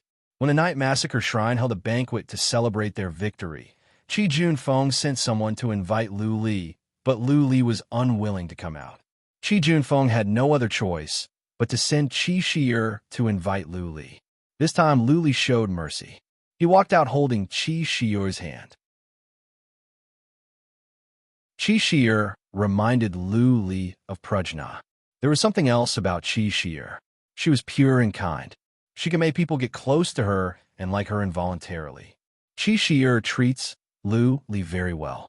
This time, Lu Li had helped Massacre Shrine to repel a strong enemy. In Qi Shi'er's eyes, Lu Li, this big brother, is the most powerful and is on the same level as her father. Kids love to worship powerful warriors.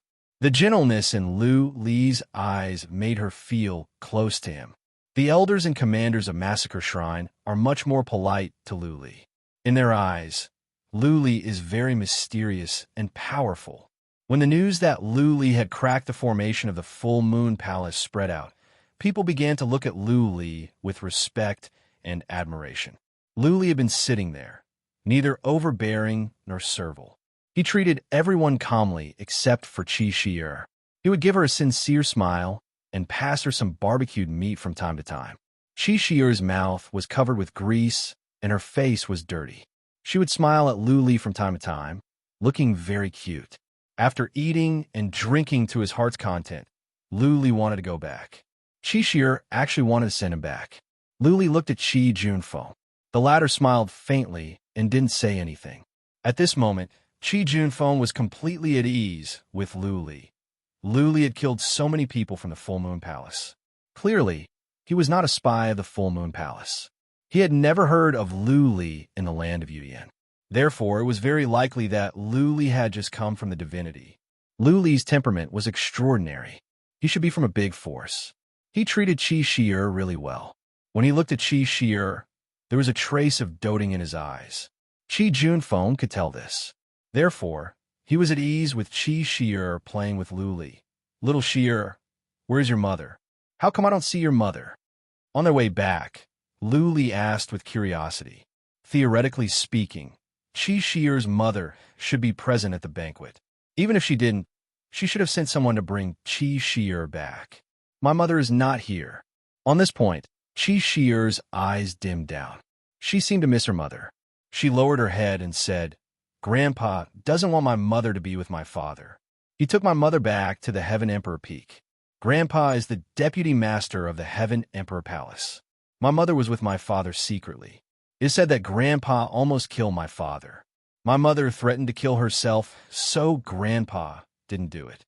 But my mother was taken back. Qi Shi'er's eyes reddened as she spoke. Lu Li felt sorry for her.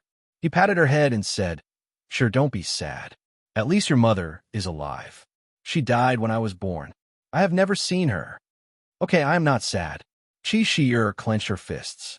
She looked up at Lu Li and said, My father said that I should work hard on cultivation. When I am strong enough, I can go to the Heaven Emperor Palace and get my mother back. My father will work hard as well. By then, Grandpa will not stop me. Brother Lu, don't be sad. Uh-huh. Lu Li touched Qi Shi'er's face gently, squatted down, and said, Little Shi'er, go back and cultivate. I need to cultivate as well. We will work hard together, and then we can beat away the bad guys and get your mother back. Okay. Qi Shi'er grinned and happily ran off. Halfway there, she even turned around and waved her hand. Luli watched as Qi Shi'er left before he went back to his room and activated the inhibition formation. Today's move was risky because the immortal's body might be exposed. After all, it was of a special shape. Someone in the divinity knew about the immortal's body. At least, God of Wings, God of Barbarian, and God of Sorcerer knew. Luli's location could be found out. Of course, the possibility was small. Even if he was found, unless the craftsman sect sent an immortal realm supreme warrior to assassinate him and then leave. According to the Deaf Taoist, the supreme warriors of the divinity could not enter the land of Yuyan. Otherwise, they would be killed by the 9 immortal kings. Luli was comfortable staying in a massacre shrine. He wanted to improve his strength in a short period of time and gather more information. It would not be too late to leave. Therefore, he must protect the massacre shrine. Otherwise, if the full moon palace was destroyed, where would he go? Plus, he really liked Qi Shi'er.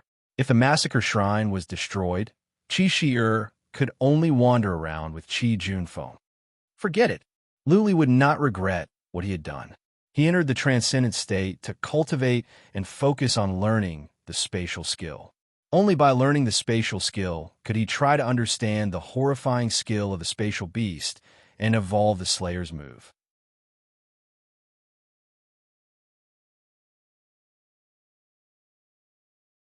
Chapter 1400. The spatial rift was complicated. It was an ancient skill that involved laws of space. Luli sensed a trace of fundamental principle in it. On the one hand, Luli was cultivating divine energy, and at the same time, he consumed pellets of soul. Divine energy and soul must be improved. They were the foundation and the foundation. Otherwise, even if you comprehended a powerful true meaning, you would not be able to release it. Void traversal was a powerful skill. However, Luli's soul was too weak. At first, he could only use it once, and it was excruciatingly painful. Now that his soul had become stronger, he could release it several times in a row. During this time, the Full Moon Palace behaved themselves. Perhaps they were afraid of Luli's power and strange skills, so they dared not to come again. Luli's stay in Massacre Shrine is very comfortable. Usually, he would be in closed-door cultivation and would occasionally accompany Qi Shi'er to walk around Kunlun Mountain. Other than Qi Shi'er, Luli is not close to the rest of the people from Massacre Shrine. His tone is very cold, which makes Qi Junfeng feel even more at ease.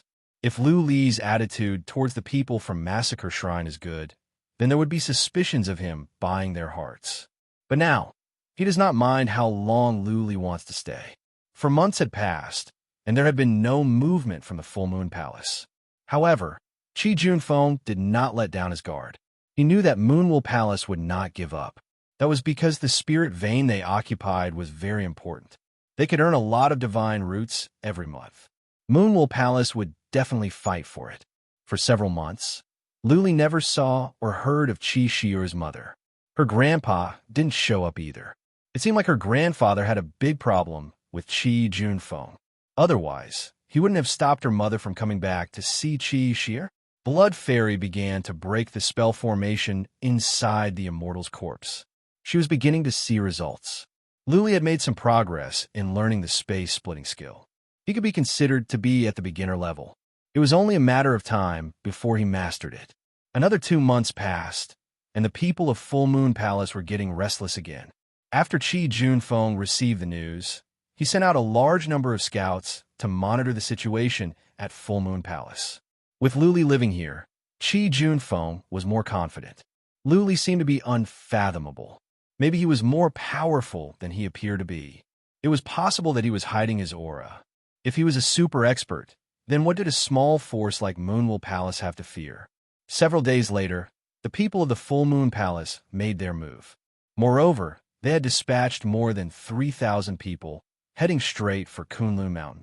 Qi Junfeng immediately mobilized all his men and prepared for battle. But this time, the Moonwell Palace marched very slowly. It took them half a day to reach Mount Kunlun. Furthermore, they did not arrive at the foot of Kunlun Mountain. They set up camp and set up a formation several hundred miles away. There must be a reason behind this abnormality. Chi Junfeng stood on Mount Kunlun and frowned. After a while, he came to a realization and waved his hand. Commander Lin, bring some men to the Dragon Vein immediately. Commander Lin brought the three of them and flew over. The Dragon Vein was not far from Kunlun Mountain. Usually, there was a group of soldiers stationed there. Chi Junfeng had even asked a Dharma array expert to set up a few large arrays there.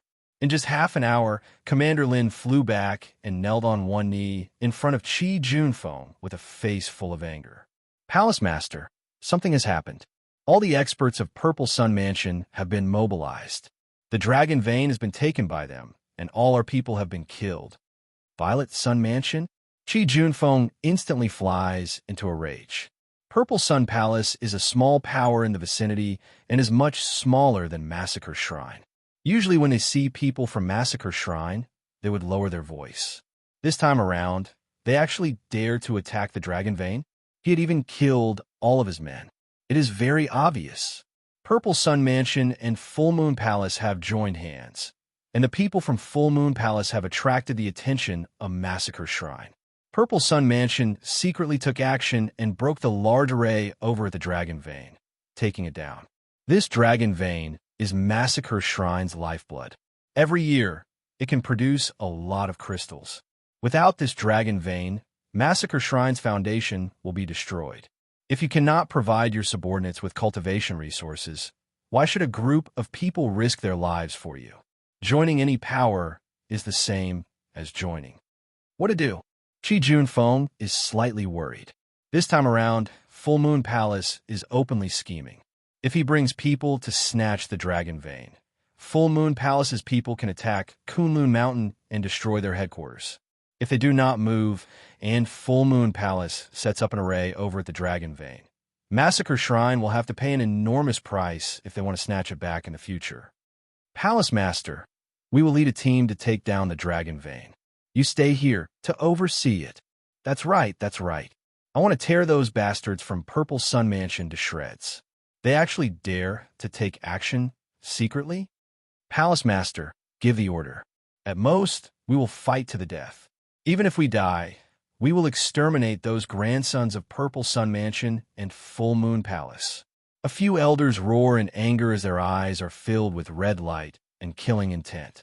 For a small power like Purple Sun Mansion to take action secretly, this nearly causes the group of elders to explode. Don't be rash. Chi Junfeng waves his hand. What if the Dragon Vein is a trap? If this group of elders were to all die in battle, Massacre Shrine would be finished. How is it possible for him to prop it up alone? Father, Chi Shi'er runs out and hears the conversation. She nervously grabs on her skirt and says, "Why don't I go and ask Brother Lu for help?" Brother Lu is very powerful. The eyes of the group of elders brighten up, while Chi Junfeng is slightly embarrassed. After all, Luli is only staying here and did not ask for any resources from Massacre Shrine. Last time, he had already helped a lot, and now he wants to go and ask him again. Of course, in his heart, Chi Junfeng still hopes that Luli will help. It is just that he cannot bring down his face. Seeing that Chi Junfeng was hesitating, Chi Shi'er ran to Lu Li's room directly. She poured divine energy into the door and knocked on it. Lu Li's door is opened very quickly. When he sees Chi Shi'er's anxious face, he squats down and says with a smile, "What's wrong, little Chi Shi'er? Don't be anxious. Let's talk slowly. The bad guys are here." Chi Shi'er points outside and says, "The bad guys from Full Moon Palace are here. It seems that there are also bad guys from Purple Sun Mansion. Father is in a difficult position. I want to ask Big Brother for help, but Father is too embarrassed to ask." Luli smiles. Chi Junfeng really cannot bring down his face to beg him. Without any hesitation, Luli holds Chi Shi'er's hand and says, "Let's go and see the situation." "Thank you, Brother Lu. You are the best." Chi Shi'er hopped up and kissed Lu Li on the cheek. Lu Li grinned and took her outside. Chi Junfeng sees Lu Li holding Chi Shi'er's hand from afar and has an awkward expression. When Luli walks over, he cupped his fists and says, "Brother Lu, this matter, say no more." Luli pats Chi Shier's head and says, "For the sake of Chi Shier, I will not watch the massacre shrine be destroyed. I will do my best to help. Tell me about the situation." Chi Junfeng did not continue to be wishy-washy and briefly explained the situation. Luli thinks for a while and says, "None of you can move. All of you stay at Kunlun Mountain. This time, the enemy is clearly trying to lure the snake out of its hole. After you go out, Kunlun Mountain will most likely be lost." Chi Junfeng and the other patriarchs are deep in thought. One of the patriarchs became anxious and asked, "We can't do this, we can't do that. Brother Lu, what do you think we should do?" "Very easy." Luli shrugs his shoulders and says, "You stay here and don't move. I will go to the dragon vein alone and help you get it back."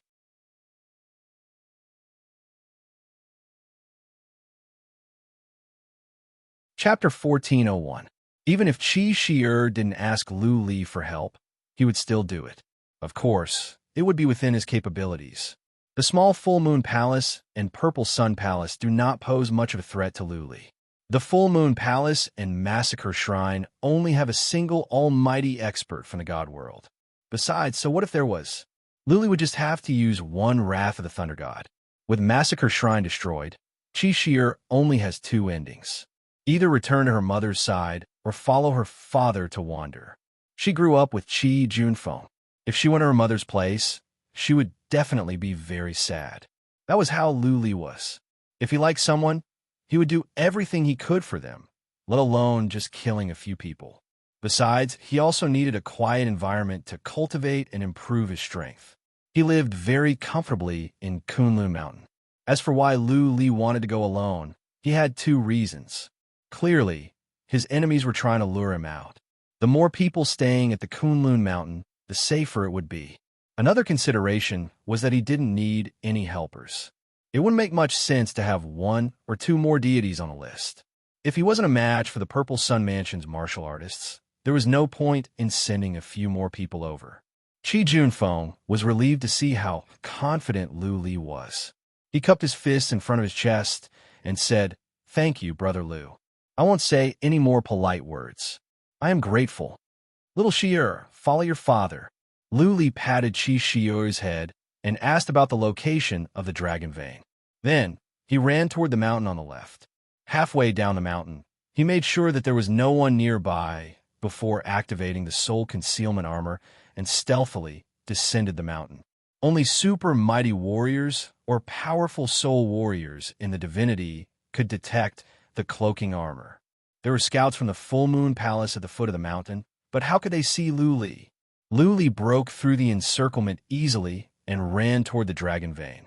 The dragon vein was not far from Kunlun Mountain. Actually, it was just a small mountain, and a spirit vein had been discovered at the foot of this small mountain. When Lu Li arrived at the dragon vein, he found that there were quite a lot of people here. There must be more than 1,000 people surrounding the hill. Moreover, there was also a formation master here who was quickly setting up a defensive formation. The strategy is indeed not bad. Lu Li nodded to himself after some observation. He had a deep understanding of inhibition formations. The master who was building the inhibition formation was not bad. The inhibition formation should be powerful. If these formations are set up successfully, Massacre Shrine will need to sacrifice a lot of martial artists in order to take down the dragon vein. If the Full Moon Palace sent more people, they might never be able to take it down. Lu Li had the blood vine. It was a piece of cake for him to crack the formation. Therefore, he was not nervous. Instead, he observed the surroundings, checking the various arrangements of the enemy and whether there were any hidden reinforcements. There are more than 1,000 of them, and the strongest among them are 15. All of them are comparable to the gods on the list. The one wearing the purple gold armor should be the leader of the Purple Sun Mansion, right? Lu Li made up his mind after a moment of observation, but he was still worried. He expanded the search area to 30 miles around the dragon vein. His speed was pretty good, and it only took him less than an hour to finish searching the area within 100 miles. All right, Lu Li had made up his mind. He sneaked in like a fox. He did not kill the immortals outside. To catch bandits, first catch the ringleader. He would kill the leader of the Purple Sun Mansion and the more than a dozen powerful warriors first. The rest of the motley crew would not be a problem. Luli went past the patrolling warriors and entered the small mountain. He held the wicked bead in one hand, ready to let out the immortal's body at any time. In the other hand, he was ready to take out the wrath of thunder. He was not nervous. The cloaking armor was a supreme relic. Average immortals on the list would not be able to kill him in an instant. 100 miles, 15 miles, 2 miles. Right at that moment, Luli suddenly stepped on a formation pattern. He should not have made any noise when he was walking, but he accidentally stepped on a formation pattern, which alerted the master of the enemy formation. Someone is here. The formation master suddenly turned to Luli. The more than a dozen powerful warriors guarding him were alarmed at once. Buzzing, the wicked bead in Luli's hand glowed as the immortal's body came out. The immortal's body dashed out like a ferocious tiger toward the master of formation. Some formations had been set up. Activating them would be troublesome. Buzzing, Luli took out the warlord skeleton and threw in 5 blood crystals. Pointing to the leader of the Purple Sun Palace, Luli said, "Kill him, and then kill him." Whoosh!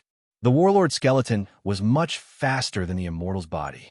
As soon as the immortal's body dashed over, the warlord skeleton caught up with him. Charge! The more than a dozen warriors took action. They took out their weapons and used their fundamental principles to kill the immortal's body. The more than 1,000 warriors outside were alarmed. They dashed over like a pack of wolves, surrounding Luli, the immortal's body, and the warlord skeleton. That being said, before they could take action, they were all taken aback. The leader of the Purple Sun Palace was aiming at the immortal's body. He had just launched an attack when the warlord skeleton arrived in an instant and grabbed the leader's arm. Crack, crack, crack. The chief of the Purple Sun Palace was wearing a top relic armor. His arm was crushed by the warlord skeleton. The chief cried out in pain. He was about to step back when Blood Fairy seized the opportunity. She fended off the attacks from more than a dozen warriors and landed a punch on the head of the chief of the Purple Sun Palace. Boom! The head of the chief of the Purple Sun Palace was crushed like a watermelon. The immortal's body was only knocked back for dozens of feet. Not a single scale fell off. Whoosh! The warlord skeleton flew over like a ghost. The skeleton hand reached out and pierced through the chest of a warrior of the Purple Sun Palace. The skeletal hand pierced through the man's back, and it was holding a bloody heart. Hiss, hiss, the group of Purple Sun Palace's godly spirits that rushed over wanted to attack, but at this moment, they were all scared silly. Their chief and a patriarch were killed in an instant. The golden body and the black skeleton were horrifying and strange. Everyone was stunned. The remaining 11 warriors of the Purple Sun Palace were frightened as well. They hesitated for a moment and had the urge to run away. Bang! The immortal's body smashed the head of the master, who set up the formation. On the other side, the warlord skeleton killed another warrior. It was so fast that many could not even react. Retreat. A warrior swung his saber at the warlord skeleton. When he realized that the skeleton was only knocked back for 10 feet and was not harmed, the warrior was finally scared. The immortal's body and the warlord skeleton were invulnerable. The two puppets were ferocious, and there was a powerful warrior who could go invisible nearby. The warriors were not idiots. They weren't idiots. If they didn't leave now, all of them would stay here forever. Buzzing, Luli let the deaf Taoist out. The latter had received the message. As soon as he came out, he yelled into the sky. The stone column appeared in his hand, and he was surrounded by a dark aura. The deaf Taoist dashed toward the regular immortals of the Purple Sun Palace. After cultivating for so many years, the deaf Taoist was bored. How could he miss the chance to bully a bunch of regular immortals? Run!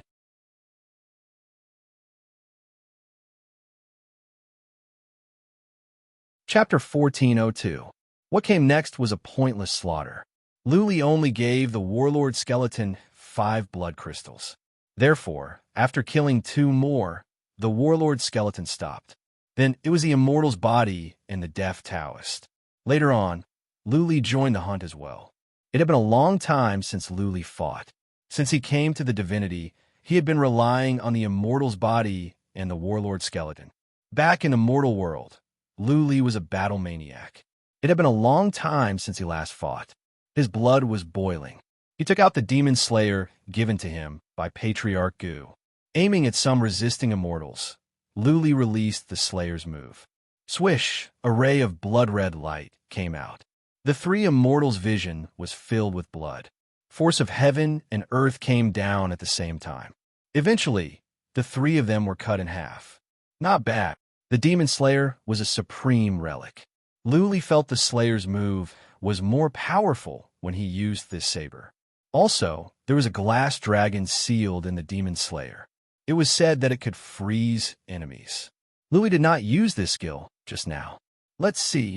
Luli activated the artifact spirit in the demon slayer. The glass dragon began to move around in the saber. Cold air came out from the saber. Luli felt the temperature had dropped by dozens of degrees. Swish, swish. Luli poured in divine energy and swung the saber. From the saber whooshed out a stream of white air. The white air spread out in a flash and soon caught up with the immortals. Impressive. The cold air enveloped the godly spirits in front of them. 2 of them were instantly frozen, and 3 of them were not frozen. However, their speed was greatly reduced, and their movements became sluggish. Go to hell. Luli swung his saber and released the slayer's move. A ray of blood-red sword light cut through the 5 immortals' waists. Good. Luli nodded to himself. His abilities should be stronger than average prefecture warriors. He could be listed on the list. Of course, his abilities came from the support of the demon slayer and the supreme relic armor. Otherwise, he would be as strong as a prefecture warrior. Luli killed several immortals to test his abilities. He didn't want to do more. He sent a message to Blood Fairy. It was useless to kill these ordinary gods. This time, the leader of the Purple Sun Palace had been killed, and the Purple Sun Palace was facing the danger of disbanding. Perhaps many people would not return and would find their own way out. Deaf Taoist, come back after a while. Don't get yourself killed. Luli sent a message to the Deaf Taoist. The Deaf Taoist had been cultivating for many years, and his abilities had improved. He was born in the Wicked Bead and wanted a vent. Luli thought about it and decided to help them to the end. He began to build a formation of illusion and a formation of destruction near the dragon vein. He wanted to see if he could set up some powerful arrays after learning so much about arrays.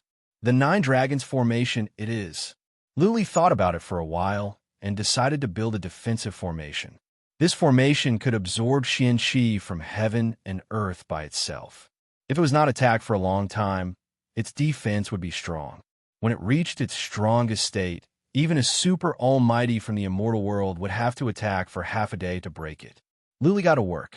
He took out many formation stones and began to set them up. He was not familiar with the formation. After all, there was a difference between inscribing and constructing formations. After an hour, he realized that he had made a mistake and had to start again. Done. This formation was not complicated. There were formations 10 times more complicated than this one in Tian Lingzi's book collection. Therefore, Luli spent 2 hours to finish it. Up. He activated the formation. The formation stones around him glowed. 9 white dragons whooshed up from 9 directions and intertwined in midair. A white shield appeared in midair. It's done. Luli checked and found that the formation was fine. He dusted his hands and looked outside. The Deaf Taoist had come back and he had taken away the bodies. What? It had been a long time. Why didn't the massacre shrine send anyone over? Luli had set up the formation here to prevent the Purple Sun Palace or the Full Moon Palace from counterattacking. However, it had been such a long time. Why didn't the massacre shrine send anyone over? Did something happen? Luli had a bad feeling. This place was not far from the massacre shrine. Since Qi Junfeng knew that Luli was here, why didn't he send someone over to check? Deaf Taoist, stay here. Crush the Jade Talisman if anything happens. Luli took out a Jade Talisman and gave it to the Deaf Taoist. Then he flew toward Mount Kunlun. Before he arrived, Luli could hear some deafening noises coming from the distance. Even the ground was shaking. Something has happened. Luli's heart skipped a beat. He did not care if the massacre shrine was destroyed as long as Qi Shi'er was safe. This little girl was very cute. If she was killed, Luli didn't know what to think of the scene. Whoosh! He sped up and dashed toward Mount Kunlun. He used the cloaking armor to hide himself. He did not use psychic power and only observed with his eyes. The battle was taking place at the foot of Mount Kunlun. Almost all the warriors of the massacre shrine were fighting against the full moon palace. Is Qi Junfeng an idiot? Luli could not figure out. He was asked to stay at Mount Kunlun. Why would he mobilize the army? Qi Junfeng knew that Luli had gone to the dragon's vein. When Qi Junfeng came back, wouldn't the war be in the bag? Woo-woo, daddy, daddy. All of a sudden, Luli heard a heartbroken cry. He was very familiar with the voice. He looked over and saw a grief-stricken little girl. Little Qi Shi'er was in Uncle Xi's arms, but she was struggling. She stared into one direction. Her cheeks were covered in tears. That pair of bright and pretty eyes were filled with despair and sorrow. Luli's heart skipped a beat. He followed Qi Shi'er's gaze and saw a corpse on the ground. There was a hole in between his eyebrows. He had been dead for a long time. It was Qi Junfeng. What was going on? Luli felt something was wrong at once. Something was very wrong. Qi Junfeng should be powerful, and he was wearing a supreme relic armor. He was a mighty warrior in the divinity. How could he be killed so easily? Daddy, daddy, Qi Shi'er's heart-wrenching cries continued. Luli did not have time to think, as there was a group of people surrounding Uncle Xi. If he did not go to the rescue, Uncle Xi would definitely be killed and Qi Shi'er would be in danger. Massacre Shrine side was in a bad situation. Even though many of them were attacking crazily with blood-red eyes, most of their morale was low. However, the morale of most people was low. Qi Junfeng's death had a great impact on them, just like how the leader of Purple Sun Palace was killed by Luli. Without their backbone, their morale would naturally drop. Little Shi'er, don't be afraid. Big Brother Lu is here.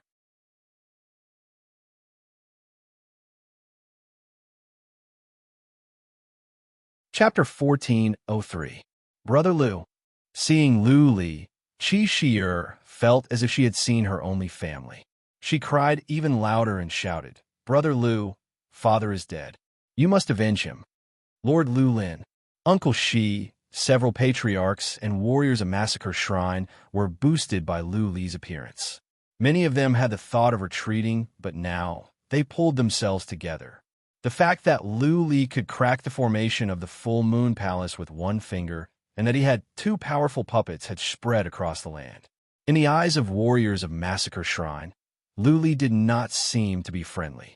However, there was no doubt that he was a mysterious and powerful warrior. When the warlord skeleton came out, Luli threw out 15 blood crystals at once. He ordered the warlord skeleton to focus on the warriors of the Full Moon Palace who were wearing black and gray armors.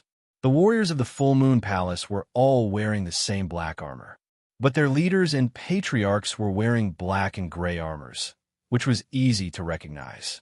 The warlord skeleton had no intelligence, so it could only follow Luli's instructions. If the armors were not differentiated, then Luli would have to ask the warlord skeleton to attack the warriors in black armor. The warriors of Massacre Shrine were all wearing silver armors, which was easy to distinguish. Only Qi Shi'er was wearing a pink soft armor. The immortal's body did not need Luli's order. Blood Fairy was intelligent. Before Luli gave the order, she had dashed toward Qi Shi'er. Luli shouted and vanished on the spot. When he reappeared, he was near Qi Shi'er. The demon slayer in his hand glowed. A blood-red ray of sword light whooshed out. Along with this ray of sword light, there was a white coldness. Before the ray of sword light reached them, the coldness had already numbed the warriors of the Full Moon Palace and slowed their movements. Boom! 3 warriors were cut in half at the waist. Luli did not stop. He waved his hand to the other side. Another ray of blood-red sword light came out. 3 warriors were cut in half at the waist again. Bang! The immortal's body smashed away an immortal who exploded in midair. On the other side, the warlord skeleton was even more ferocious.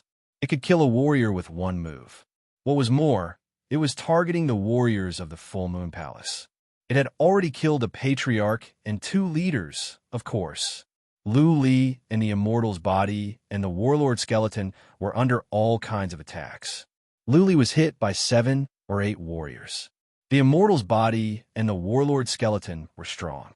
Lu Li was wearing a supreme relic armor. Not even the average immortals on the list could kill him. Boom! Lu Li was blasted away, but he disappeared from where he was in a flash. The next moment, he appeared several miles away and swung his Demon Slayer saber. 3 people were killed, while 4 or 5 were blasted away. Lu Li was unbelievably ferocious. The Full Moon Palace had the upper hand, but the tables were turned after Lu Li showed up. In such a large-scale team battle, morale was the most important. If one's morale was high, they would be able to display more than their usual combat strength. If one's morale was low, they would be able to display 30% of their combat strength. A soldier is a bear while a general is a nest. A general is the soul of a soldier, while Qi Junfeng is the soul of Massacre Shrine. After Qi Junfeng died, his soul disappeared. If it was not for Lu Li's appearance, the Massacre Shrine's martial artists would have already started to flee. Little Shi-er, I'll put you in my spatial divine tool. Don't be afraid. Lu Li rushed to Uncle Shi and said. Uncle Shi hesitated for a bit before he left Qi Shi-er to Lu Li. Lu Li took out the wicked bead and put Qi Shi-er in. This was not the time to comfort her. The situation was chaotic. Qi Shi-er could be killed by mistake. If it were not for Uncle Shi, the other warriors of the Full Moon Palace would have been killed if they wanted to capture them alive. Lu Li was relieved that Qi Shi-er was in the wicked bead. He did not hesitate to attack. He had no attachment to the Massacre Shrine. He did not care about the lives of others as long as Qi Shi-er was fine. Bang, bang, bang. The warlord skeleton and the immortal's body were still on the killing spree. The warlord skeleton had killed 8 warriors of the Full Moon Palace, all of whom were above the level of commander. The morale of the Full Moon Palace was dropping. What? Lu Li had just finished killing several average immortals when he sensed danger approaching from behind. He was about to dodge when he felt a strong force coming from behind. Lu Li felt as if he had been hit by a mountain.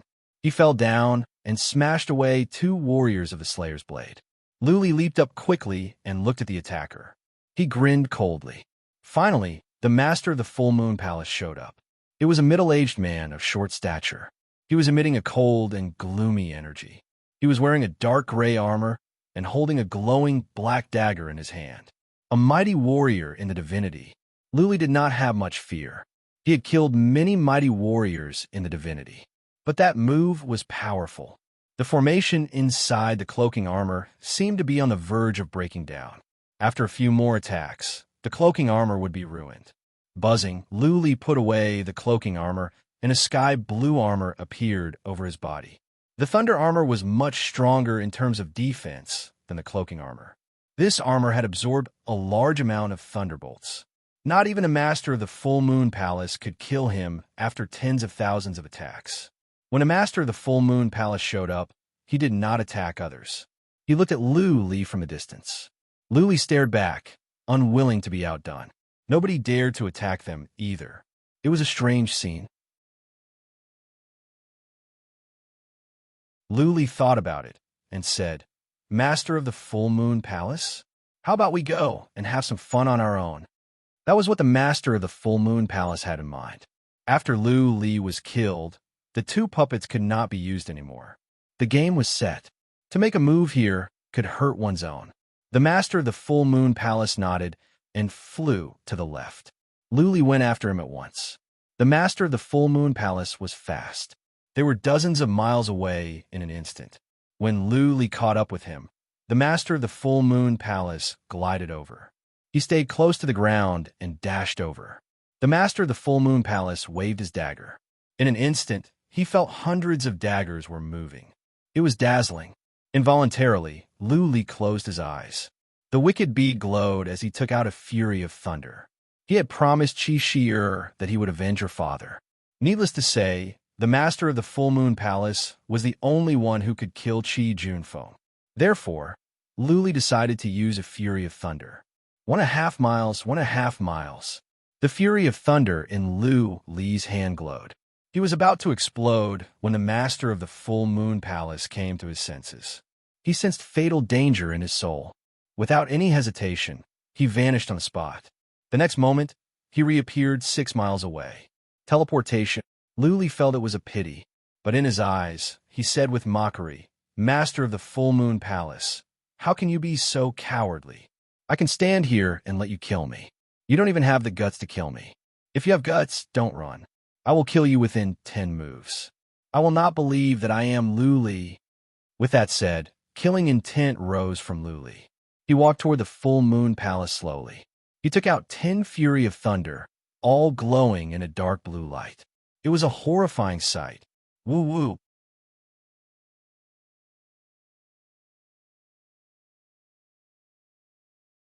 Chapter 1404. Master of Full Moon Palace was the kind of warrior that would walk the path of coldness and assassination.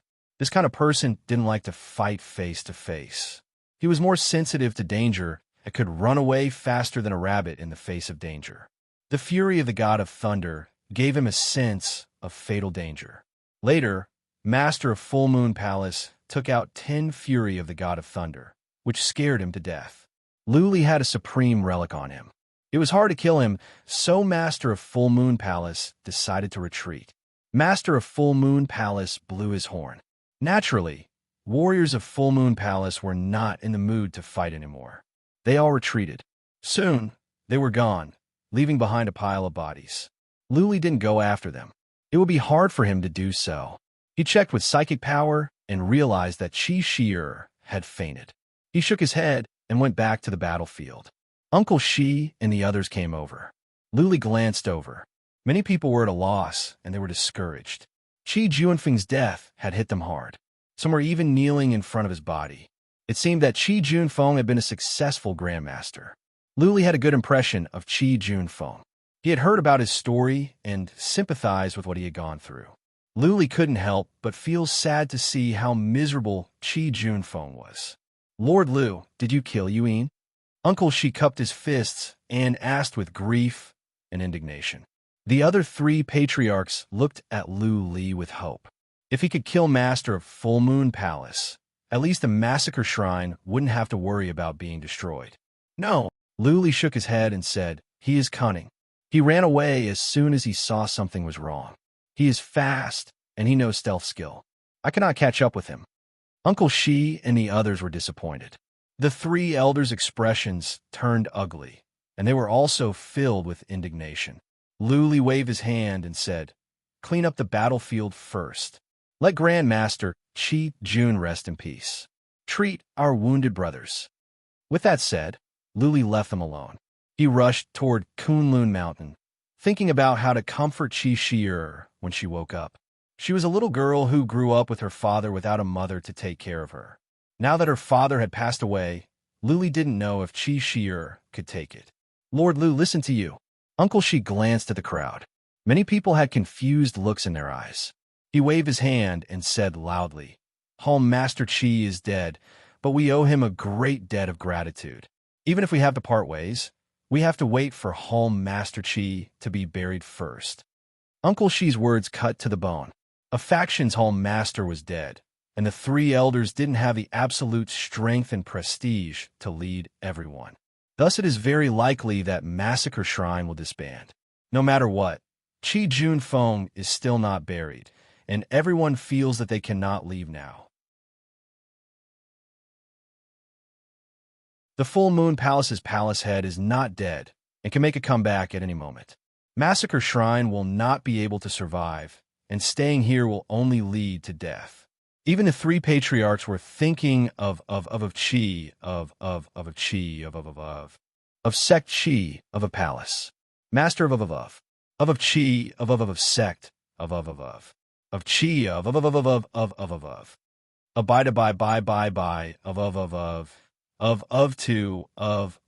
of Qi Shir woke up. After crying for a while, She held back her tears and let Luli bring her to the morning hall. She put on her morning clothes and started to keep vigil for Chi Junfeng. Looking at the thin and weak figure kneeling on the praying mat, looking at Chi Shi-er's pale face, her red eyes, and her stubborn expression, Luli felt a trace of pity in his heart. Beautiful, gentle, pure, kind, strong, cute. Almost all the good points of a human were occupied by this little girl. Anyone would like this girl.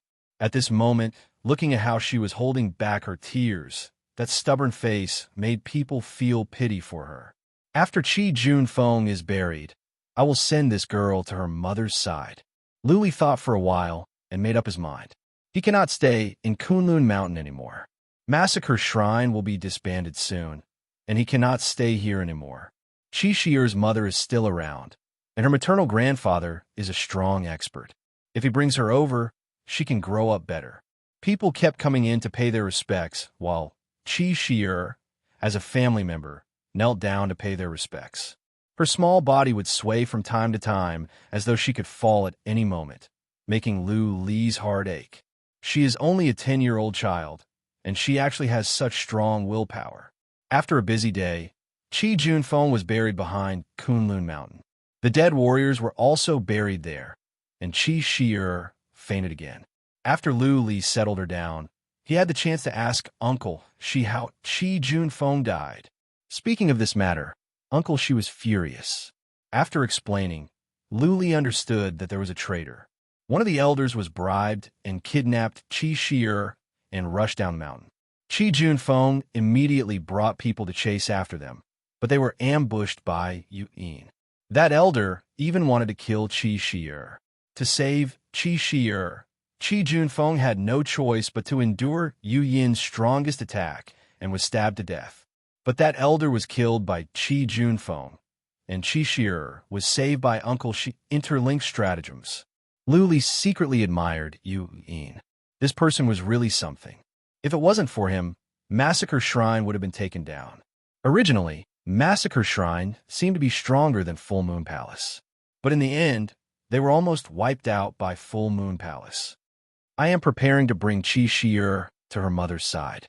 Later on, I will leave Kunlun Mountain. You guys find your own way out. Lu Li instructed Uncle Shi. Uncle Shi's expression flickered for a moment.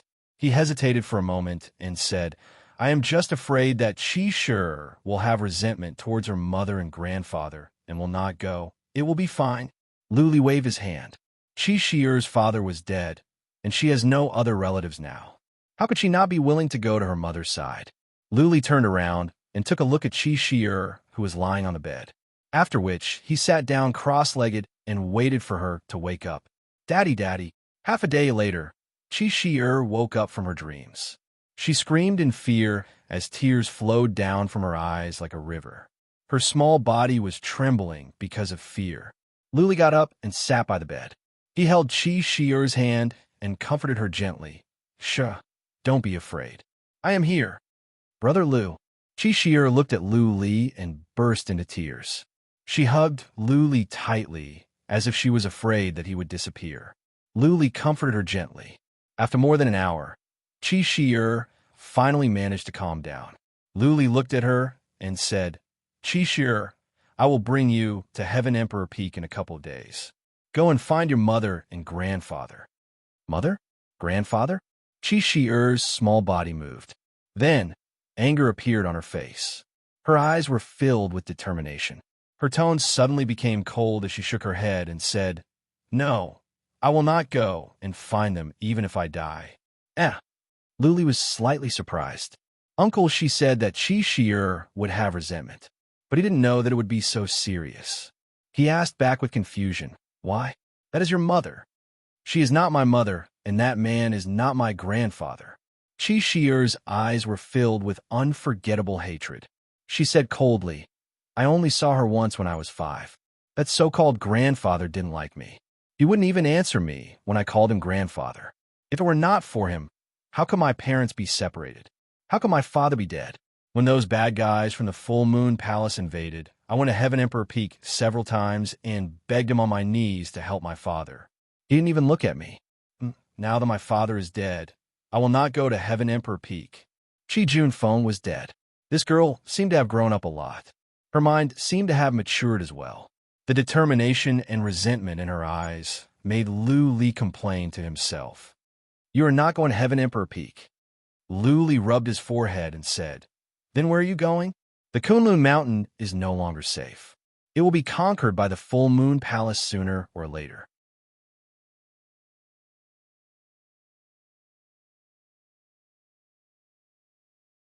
Chapter 1405. Qi Shi'er was young. She seemed to be weak, but inside, she was very strong. Lu Li had tried to persuade her many times, but he could not change her mind. Lu Li turned around and asked Uncle Shi and a few other elders to persuade her. In the end, she took out her dagger and said that if they dare to bring her to Heaven Emperor Peak, she will commit suicide. Although her hands are trembling, her eyes are very determined.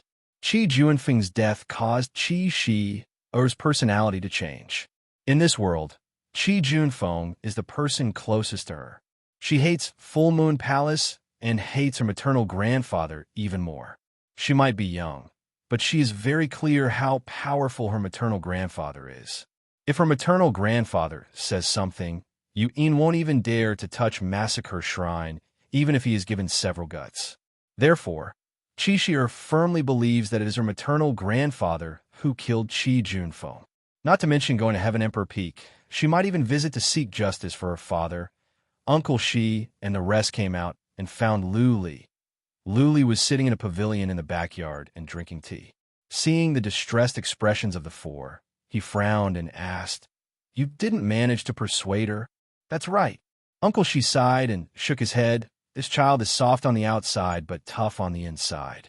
She is very stubborn, and she is very smart and knows a lot.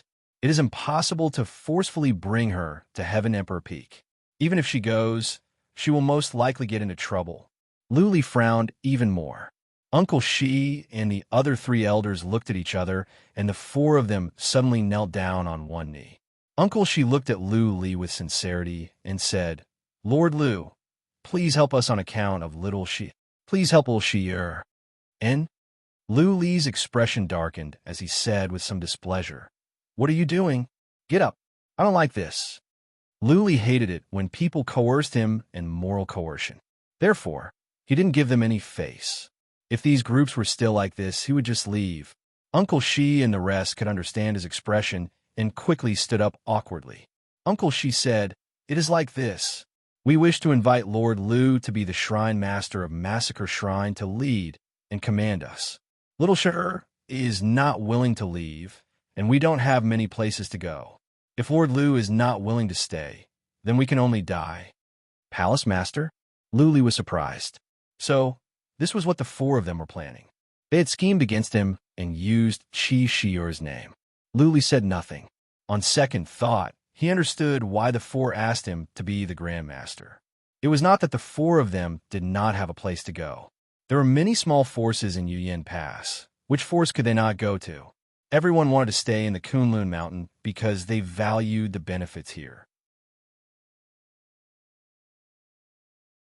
Or rather, they valued the Dragon Vein because they could earn a lot of divine roots. In their eyes, Lu Li is like a carefree person without any desires. After staying in Massacre Shrine for so long, he did not ask for any resources from Massacre Shrine. Lu Li was wearing a supreme armor and had a supreme relic weapon in his hand. Given how strong the golem was, it must have come from a force. That also meant that Lu Li did not care about the things of Massacre Shrine. If they were to keep Lu Li, not only would they be able to contend against Full Moon Palace, they would also be able to split the resources of Massacre Shrine equally. Lu Li fought off the attacks of the Full Moon Palace twice. He even fought Yin by himself and defeated him. He went to the Dragon's Vein alone and snatched it back. This meant that Lu Li alone could contend against Purple Sun Palace and suppress Full Moon Palace. He was so powerful and did not care about Massacre Shrine's resources. Where else could they find such a good boss? Lu Li frowned as he pondered, causing Uncle Shi and the rest to feel uneasy and uneasy. If Lu Li insisted on leaving, Massacre Shrine could only disband. No one would be able to withstand the pressure from Full Moon Palace. Luli calmed down and pondered. Actually, he did not really want to stay in the Kunlun Mountain as there was too little space for him to develop. Luli's original intention was to join a large force. Firstly, he could make use of the large force's resources. Secondly, he could participate in high-level battles to increase his combat strength. In a small pond, even if you could become the king of the pond, what could you achieve in the end? A large force would have a huge structure. There were many things to learn and many things that could be improved. Luli originally wanted to stay in the Kunlun Mountain for 1 to 2 years to increase his strength and scout out the situation before leaving. He did not expect that Qi Junfeng would be killed. Luli did not want to stay in one place. His goal was ambitious. He wanted to become a top warrior and fight against the 4 legendary forces. He wanted to suppress Space-Time Office and Craftsman Sect. Otherwise, he would never be able to return to the divinity, the Earth Imperial Universe, or find Lu Ling. Therefore, Luli did not want Uncle Shi to let him be the Grand Master of Massacre Shrine. But when he thought of Qi Shi, Lu Li's heart softened. If he were to leave, this lovely girl would die at the Kunlun Mountain. After the time for 3 incense sticks to burn, Lu Li shook his head and said, "Never mind. I will stay at the Kunlun Mountain for now. But I have some conditions." Uncle Shi and the rest waited for the time for 3 incense sticks to burn. They almost lost all hope. They did not expect that Luli would agree in the end. Uncle Shi and the rest looked at each other and said happily, "Go ahead. We are listening." Number 1. Luli already had a plan in mind. He said, "Everyone must listen to me. If anyone disobeys me or does something against my will, I will kill them on the spot." Luli looked at them with killing intent. Though he was not strong, his killing intent was strong. The 4 nodded. Uncle Shi said, "Of course. We will follow your orders, Grandmaster." Number 2. Luli continued, "Don't come and bother me with trivial matters. You guys mind your own business. If anything goes wrong, I will kill you all the same." Yes. Uncle Shi and the rest bowed to accept the order. They were secretly delighted by Lu Li's words. If Lu Li was not in charge, then the Massacre Shrine belonged to the 4 of them. All the resources would be allocated by the 4 of them. Number 3. Lu Li added after a pause, "If there's a good place to go, I can leave at any time. Don't say any more nonsense when the time comes." Uncle Shi and the rest hesitated. Lu Li could leave at any time, which made them uncertain. If this matter was spread out, the morale of the Massacre Shrine would be shaken. All right. Uncle Shi and the others looked at each other and nodded helplessly. Who could force Lu Li to stay if he wanted to leave? If he was willing to stay, he could shoulder the pressure from the Moon Palace and stay for 2 to 3 years. "Grandmaster, please take a seat." Uncle Shi and the rest looked at each other. Uncle Shi said, "We will go and make arrangements and tell everyone about this. I think many people will be happy to hear this news and will be willing to stay. No need to persuade them."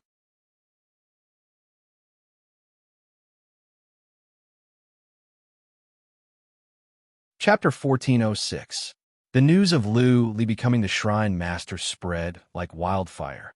Many people in Massacre Shrine rejoiced. After all, they had stayed in Massacre Shrine for so many years and had feelings for it. After leaving Massacre Shrine, they needed to join other forces. In Yuyan Land, those who dared to be a Lone Ranger would be killed. If they joined other forces, wouldn't they be ordinary disciples? Perhaps their days would be even more bitter. Of course, there were people who were suspicious. Some even had conspiracy theories. Could it be that Lu Li wanted to seize Massacre Shrine's foundation? Also, Lu Li's temperament was cold. What if he became the Shrine Master and became a tyrant? There were also people who doubted Lu Li's combat power because Lu Li's aura was not that strong. If Lu Li could not handle Yuyin, many people would be implicated and die. Some people chose to leave. Lu Li had made it clear that those who were not willing to follow him could leave immediately. They knew the first 2 rules that Lu Li had set. Thus they left without any hesitation. Uncle Shi told Qi Shi that Lu Li was willing to stay. Qi Shi's expression immediately became excited, and she went to look for Lu Li. "Brother Lu, if you want to leave, you don't have to worry about me." Chi Shi'er looked at Lu Li with red eyes and said, "You have helped me enough. I don't want to owe you too much." Looking at this weak little body and that tear-stained face, Lu Li revealed a smile. "It is not entirely because of you. Brother Lu also needs a place to cultivate. I am very comfortable living in Kunlun Mountain. Shi'er, don't worry. Your father is not around, but I am. I will not allow anyone to harm you." "Thank you, brother." This time, Chi Shi'er did not call him Brother Lu. Instead, she called him brother, which was much more intimate. Even though Lu Li was much older than her, he still looked very young and was more like a big brother. "You must be strong." Lu Li rubbed Chi Shi'er's head and said, "There are many people dying in Yuyan land every day. As warriors, we must see through life and death. You must work hard to cultivate and take revenge for your father. You must become stronger. Go to Heaven Emperor Peak and tell your grandfather that he was wrong back then." "Okay," Chi Shi'er and nodded heavily, then turned around resolutely. Her small figure was exceptionally straight. On the second day, Lu Li gathered all of the helpers. In total, there were around 2,000 people. Originally, Massacre Shrine had 4,000 people. After a few battles, some died. Yesterday, some ran away as well. Thus, only these few people are left. I don't want to say any more nonsense. Lu Li's expression is grave and stern as he looks at the 2,000 people on the plaza. He says solemnly, "From today onwards, I am the Shrine Master of Massacre Shrine. If you're not convinced, you can leave now. I will give you 1,000 divine sources. Nobody dare to speak or move." Lu Li's aura was strong, no weaker than Qi Juanfeng's. Even though Lu Li's qi and energy were not strong, his aura was strong enough. On top of that, Lu Li had killed so many powerful warriors before. Everyone felt he was a powerful warrior. "Very good." Lu Li waved his arm and shouted, "If no one leaves, you will all be my brother from now on. From now on, we will share weal and woe, prosperity and prosperity." Some of the people below also raised their arms and shouted, "Share the trials and tribulations, share the riches." Many of the 2,000 people followed suit and shouted. Their voices were earth-shattering and resounded through the clouds. After shouting for over a dozen times, Lu Li pressed his hand down, and everyone quietened down. He continued, "Full Moon Palace has provoked us time and time again. Hall Master Qi was brutally murdered. We cannot forget this hatred. We cannot swallow this down. Thus, our biggest goal is to take down Full Moon Palace and kill. You aim to take revenge for Hall Master Qi. Do you have the guts?" What the warriors of the land of Yuyan were least afraid of was killing. That was a common occurrence and happened every day. Lu Li's words ignited the blood in everyone's heart. The group of people shouted again, "Revenge, revenge!" After letting everyone shout for a while, Lu Li pressed his hands down again. He looked at everyone and said, "If you want to take revenge, your current combat strength is not enough. Thus, you need to become stronger. I am prepared to seal off the mountain for a year and use all of Massacre Shrine's materials to exchange for elixirs and elixirs that you need for your cultivation. This will increase everyone's combat strength. 1 year later, we will send out our troops and point our swords at Full Moon Palace." When Uncle Shi and the 3 patriarchs heard Lu Li's words, their expressions darkened. The reason why they stayed behind was to covet the wealth of Massacre Shrine and the crystals produced by the Dragon Vein. Now, Lu Li was actually going to sell them all to increase the combat strength of a group of people. Lu Li looked over coldly, while Uncle Shi and the other 3 patriarchs quickly lowered their heads. If they were to anger Lu Li, they would die. Lu Li had said before that if anyone dared to go against his will, he would kill them without mercy. However, the people below were all delighted. Previously, Massacre Shrine had only given them a small amount of resources and salary. Now, Lu Li actually wanted to buy a large amount of elixirs and elixirs to help them increase their combat strength. What was the purpose of joining a force? Could it be to be ordered around by others? To sell their lives for others? Wasn't it all for resources and to increase their combat strength? Everyone looked at Lu Li with burning gazes. Not only would they be able to drink soup by following this boss, it seems like they would also be able to eat meat. Zhao Shi, Luli shouted. Uncle Shi stepped out at once, bowed, and said, Grand Master, I am here. Luli ordered expressionlessly. In the future, you will be the internal affairs elder and will be in charge of some miscellaneous affairs. If you dare to embezzle even a single divine source, you shall bear the consequences. Uncle Shi's heart trembled as he bowed again. Subordinate understands. Chinyu. Luli glanced at another patriarch and said, You will be the battle hall elder and will be in charge of fighting, guarding the dragon vein of Kunlun Mountain, etc. Zhang Yun, you will be the intelligence elder. Other than intelligence, you will also be in charge of. Luli divided the work among the 4 patriarchs and let them take charge of all the affairs of Massacre Shrine. Luli does not wish to be entangled by those trifling matters and delay his cultivation. After dispersing the gang members, Luli gathered the 4 patriarchs together and circled around Kunlun Mountain a few times. The few patriarchs were puzzled, but did not dare to ask. Go and prepare the materials to set up the formation.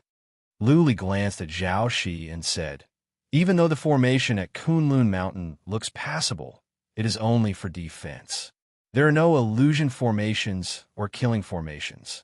Also, the defense formation is a bit weak. If Yuan really wants to forcefully attack it, it can be broken in half a month. Zhao Shi and the 3 patriarchs looked at each other in astonishment. Zhao Shi asked, Palace Master, you know how to set up formations? I know a little.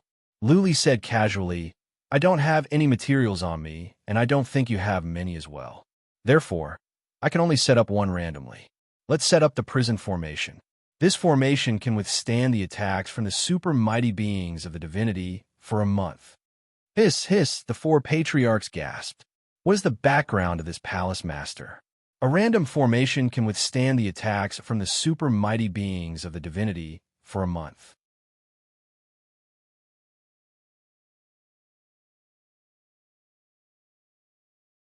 Chapter 1407. Luli had all the books collected by Tian Lingzi and Patriarch Gu. He had read more than half of the books in the Chamber of Relics. Blood Fairy had learned all of them and passed them on to him. In other words, Luli had learned them himself. Luli's theoretical knowledge was profound. He could think of hundreds of such formations of defense, illusion, and destruction. But the materials needed for many strange formations were harsh. He did not have the materials, and neither did the Massacre Shrine. Therefore, he had to build some average formations. Zhao Shi went to the warehouse to find the materials needed for formations and brought them all back. Luli found what he needed. Then, he began to build the formation with the 4 patriarchs. The formation he was building covered the entire Mount Kunlun. Therefore, it was complicated to build the foundation of the formation. The formation was too large. If one formation stone was placed wrongly, it could lead to a loss of thousands of miles.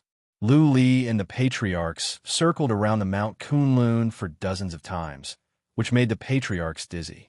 One of the patriarchs even wondered if Luli was building a formation or if he was just bluffing. The next day, Luli clapped his hands and said, Okay, it's done.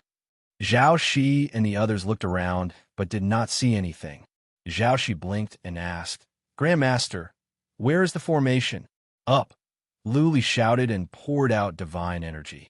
The ground glowed, and that ray of light extended to the distance along the edge of the mountain. It was as if there was a golden dragon swimming underground. It was beautiful and scary at the same time. Some patrolling warriors were frightened. Buzzing, it was not just one dragon of light. Gradually, several dragons of light appeared, moving around the entire Mount Kunlun. The golden light spread to the sky and then merged together, forming a golden shield that covered the Mount Kunlun.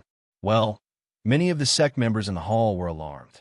Looking at the golden barrier in midair, they could feel the powerful energy contained within it. They could sense that this formation was extraordinary. Inside the golden shield, dark golden runes were shining faintly. The runes were like chains that completely locked the sky above Kunlun Mountain. The formation of prison is done. Luli nodded to himself after a while. Granted, the efficiency was low since it was his first time building the formation, but it was a success in the end. This formation could absorb spiritual energy from heaven and earth to replenish its energy, and its defensive power was much stronger than the Nine Dragons formation. As long as it absorbed spiritual energy for a few days, it would not be a problem for it to withstand the attacks of an ordinary deity world supermaster for a month. Zhao Shi, go out and try attacking. After a while, Luli gave an order to Zhao Shi and flew out. This defensive formation was able to charge out from the inside without being restricted at all. This caused the other elders to reveal looks of surprise. Was this formation even useful? Bang! Zhao Shi also had his suspicions, so he did not dare to release any powerful attacks. After flying out of the array formation, he stretched out his hand and patted the array formation. Bang! A dull sound rang out, and Zhao Shi felt as though he had slammed into an iron plate. The barrier did not ripple, but his hand was repelled. The three patriarchs were astonished. Outside, Zhao Shi took out a sword and used his fundamental principle to attack. Streaks of water glowed on his sword. Following that, the water vapor around was attracted by his sword. He swung his sword down, and water dragons whooshed out and smashed on the barrier. Bang, bang, bang. Many dull sounds came out. Not only was the barrier not cracked, it did not even tremble. It was terrifyingly powerful. Okay, come in. Given your abilities, you will not be able to crack it even after tens of thousands of years. Luli said calmly. He poured out divine energy, and the formation became translucent. Zhao Shi hurried in. Powerful! Zhao Shi and the three patriarchs looked at each other with joy. With this formation, at least the safety of Mount Kunlun could be ensured. Mount Kunlun was a blessed land that could nurture many miraculous materials. As long as Mount Kunlun could be protected, the foundation of Massacre Shrine would be protected. Miraculous materials. At this thought, an idea came to Zhao Shi's mind. He asked, Grandmaster, can you build a spirit-gathering formation? If the spiritual energy in Mount Kunlun can be thicker, the elixirs inside will grow faster. This is easy. Luli did not build a formation. He just took out a big plate and handed it to Zhao Shi. This is a spirit-gathering plate. Throw it into the plaza. When it is activated, the spiritual energy in Mount Kunlun will be several hundred times thicker than outside. Several hundred times? Zhao Shi and the patriarchs were shocked. Previously, Qi Junfeng had hired someone to build a spirit-gathering formation at Mount Kunlun, and the spiritual energy in heaven and earth was only 50 times that of the outside. How could an item that Lu Li casually took out have such a powerful spirit-gathering formation? Zhao Shi followed Lu Li's instructions and placed the plate into the plaza. After that, he activated the spirit-gathering plate. After the plate was activated, the surrounding heaven and earth trembled. Zhao Shi and the others could clearly feel the spiritual energy in a radius of 300 miles was being sucked in. The spiritual energy in the plaza was becoming thicker at a speed visible to the naked eye. Wow! Many warriors had gathered at the plaza. Sensing that the spiritual energy in heaven and earth was getting thicker, they were all excited. The Grandmaster was impressive, and he was thinking for them. When the spiritual energy in heaven and earth was thicker, the speed of cultivating divine energy would be faster. What was more, one's body would grow stronger under such rich spiritual energy over a long period of time. When one's divine energy and body were stronger, their abilities would be enhanced as well. Their attacks and defensive fundamental principles would be more powerful as well. Grandmaster, you are so impressive. Yes, not even Patriarch Zhao Shi could crack that formation. Grandmaster said, Patriarch Zhao Shi could not crack it even after tens of thousands of years. That is impressive. The spiritual energy in heaven and earth is so thick. Our cultivation speed will be 100 times faster. I think the elixirs in the farm at the back of the mountain will grow faster as well. I think a batch of them will be ready in a month. Wow! The plaza was filled with noise. Chi came out. Hearing the discussions, she looked at Lu Li with even more admiration. Lu Li ignored the warriors and went back to work with Zhao Shi and the others. He had to build another formation of illusion and, more importantly, a formation of destruction. The formation of illusion was easy, but the formation of destruction was the hardest. If the formation of destruction was built well, it could kill many enemies. I need to build a teleportation formation to connect to the dragon's vein. I need to build another formation of illusion and formation of destruction over there.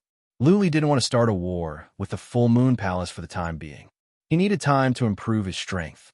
There were too many casualties among the warriors of the massacre shrine and many of their powerful ones. He had to nurture a group of powerful warriors so that he could start a war with the full moon palace.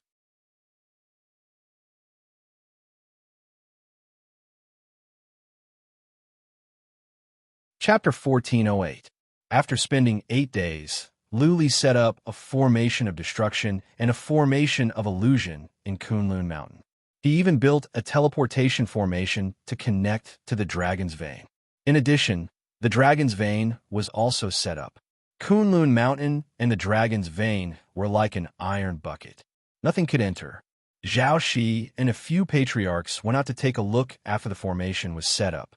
They realized that the entire Kunlun Mountain was shrouded in fog. When they stepped into the fog, they immediately felt a strong sense of danger. They had a feeling that if they dared to barge into Kunlun Mountain, they would be minced into pieces. When the patriarchs came back and explained the situation of the formation, all the disciples were relieved. Lu Li gave the order to seal the mountain. Other than a few designated people, no one was allowed to go out. He increased the mining effort at the dragon's vein. A special crystal called Dragon Transformation Crystal could be dug out there. It was a rare material with a high value. One crystal could be sold for over 100 divine sources. Lu Li told Zhao Shi to speed up the mining and then sell it at Pan Wang City in exchange for elixirs, materials, skills, and other resources that could assist in cultivation. Lu Li inquired about the nearby forces and the situation of the land of Yuyan. This was the southwest of the land of Yuyan. The most powerful force was naturally the Pan Wang residents.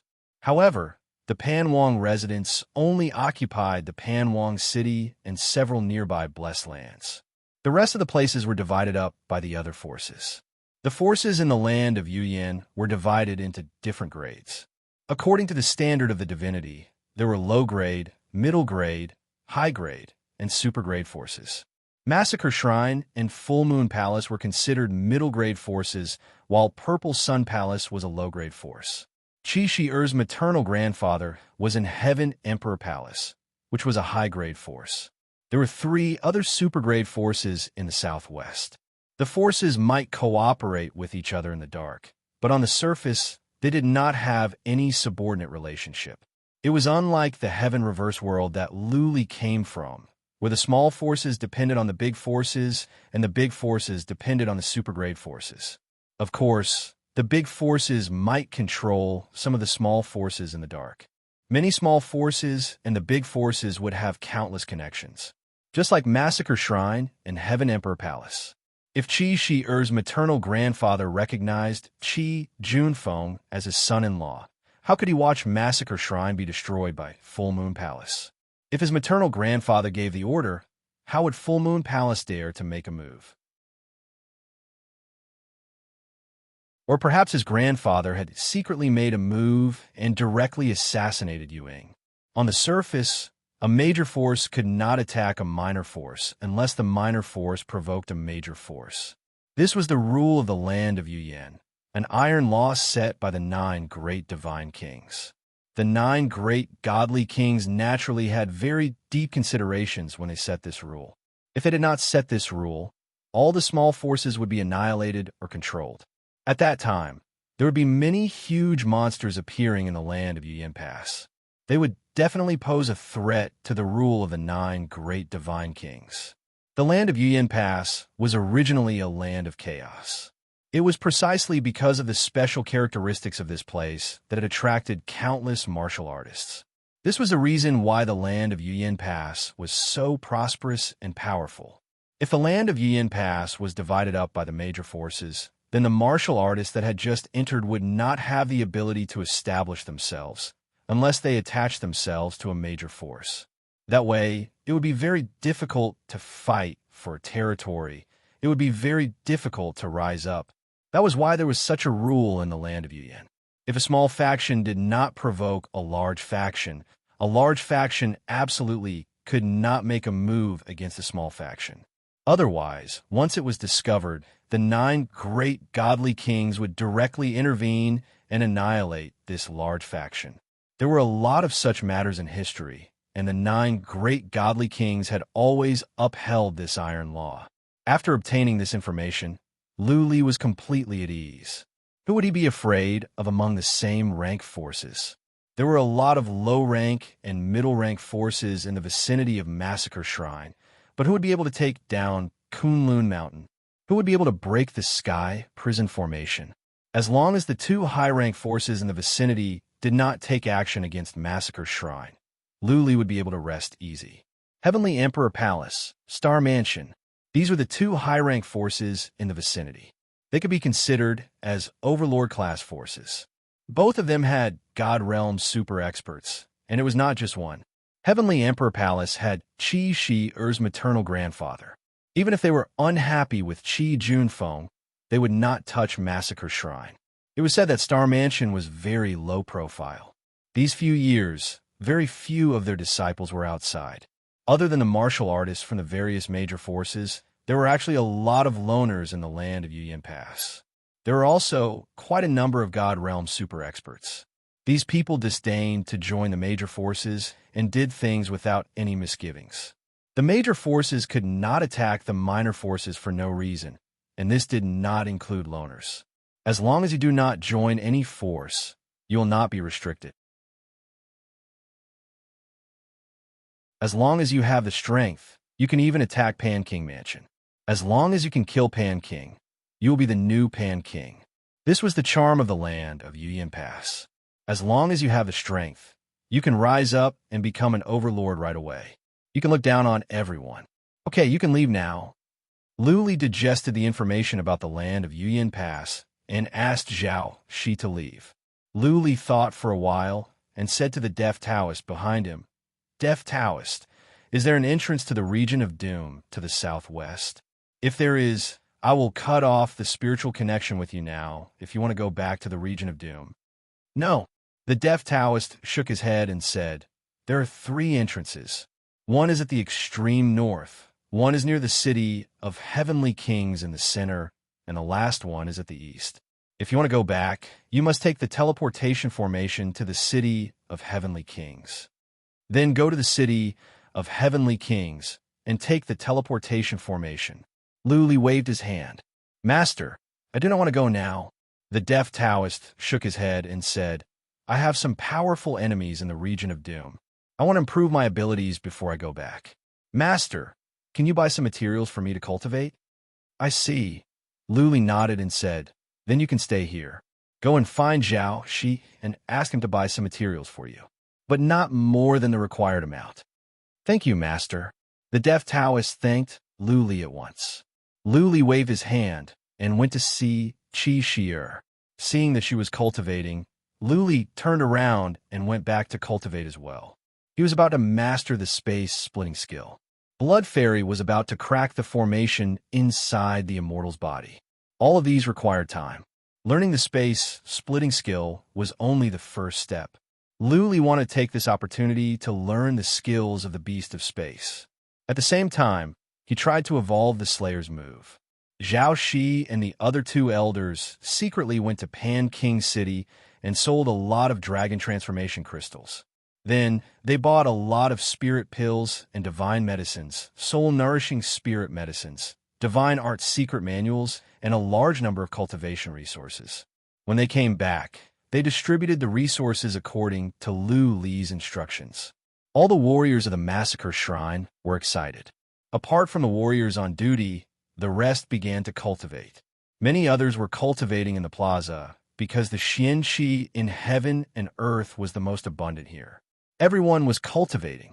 This kind of atmosphere is not bad.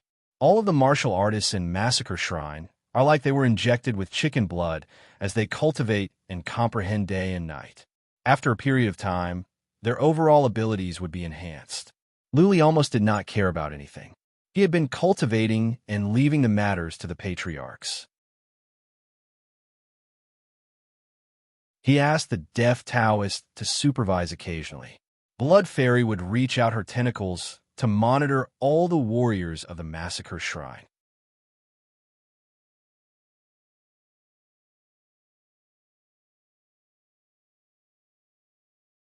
Chapter 1409. Qi Shi'er's maternal grandfather's surname is Yu Qinshan. He is the deputy palace master of Heaven Emperor Palace and a super mighty being in the divinity. He is considered a famous expert in the south of Yuyan land. After Lu Li received the news, his expression sunk. One would not visit a temple for no reason.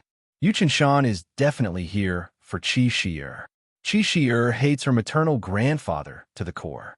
If the situation today is not well controlled, there will be big trouble. Yu Qinshan is one of the representatives of a major force. Due to his identity, he will not take action against Massacre Shrine. But if he is angered, he will have an excuse to take action. After all, Qi Shi'er is his granddaughter.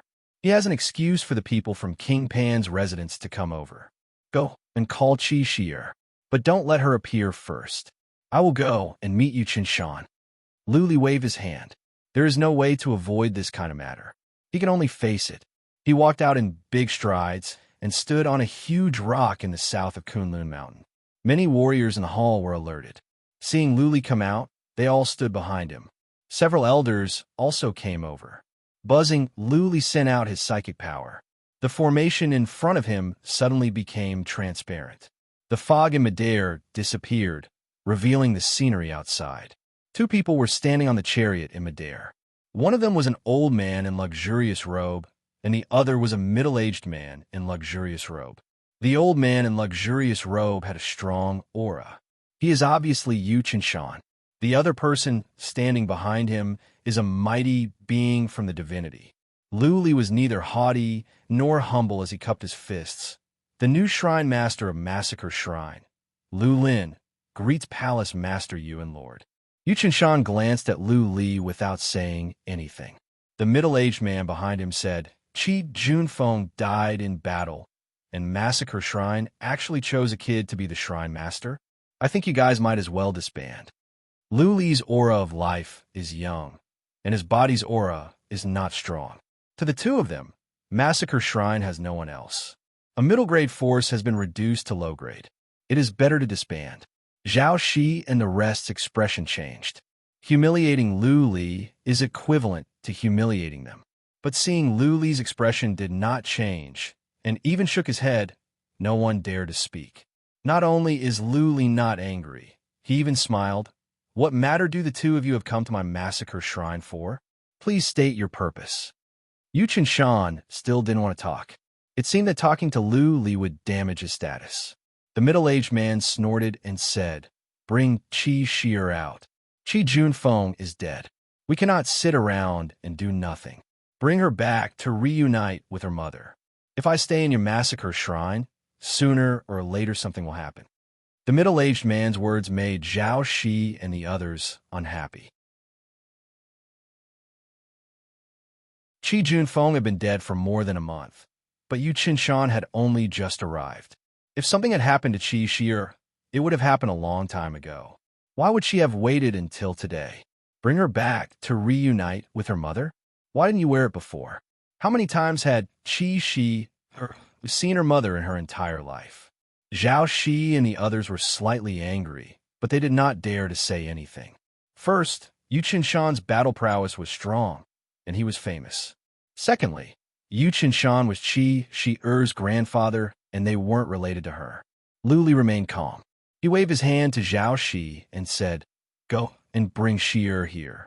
Ask her if she wants to go to the Heaven Emperor Peak. I don't want to go.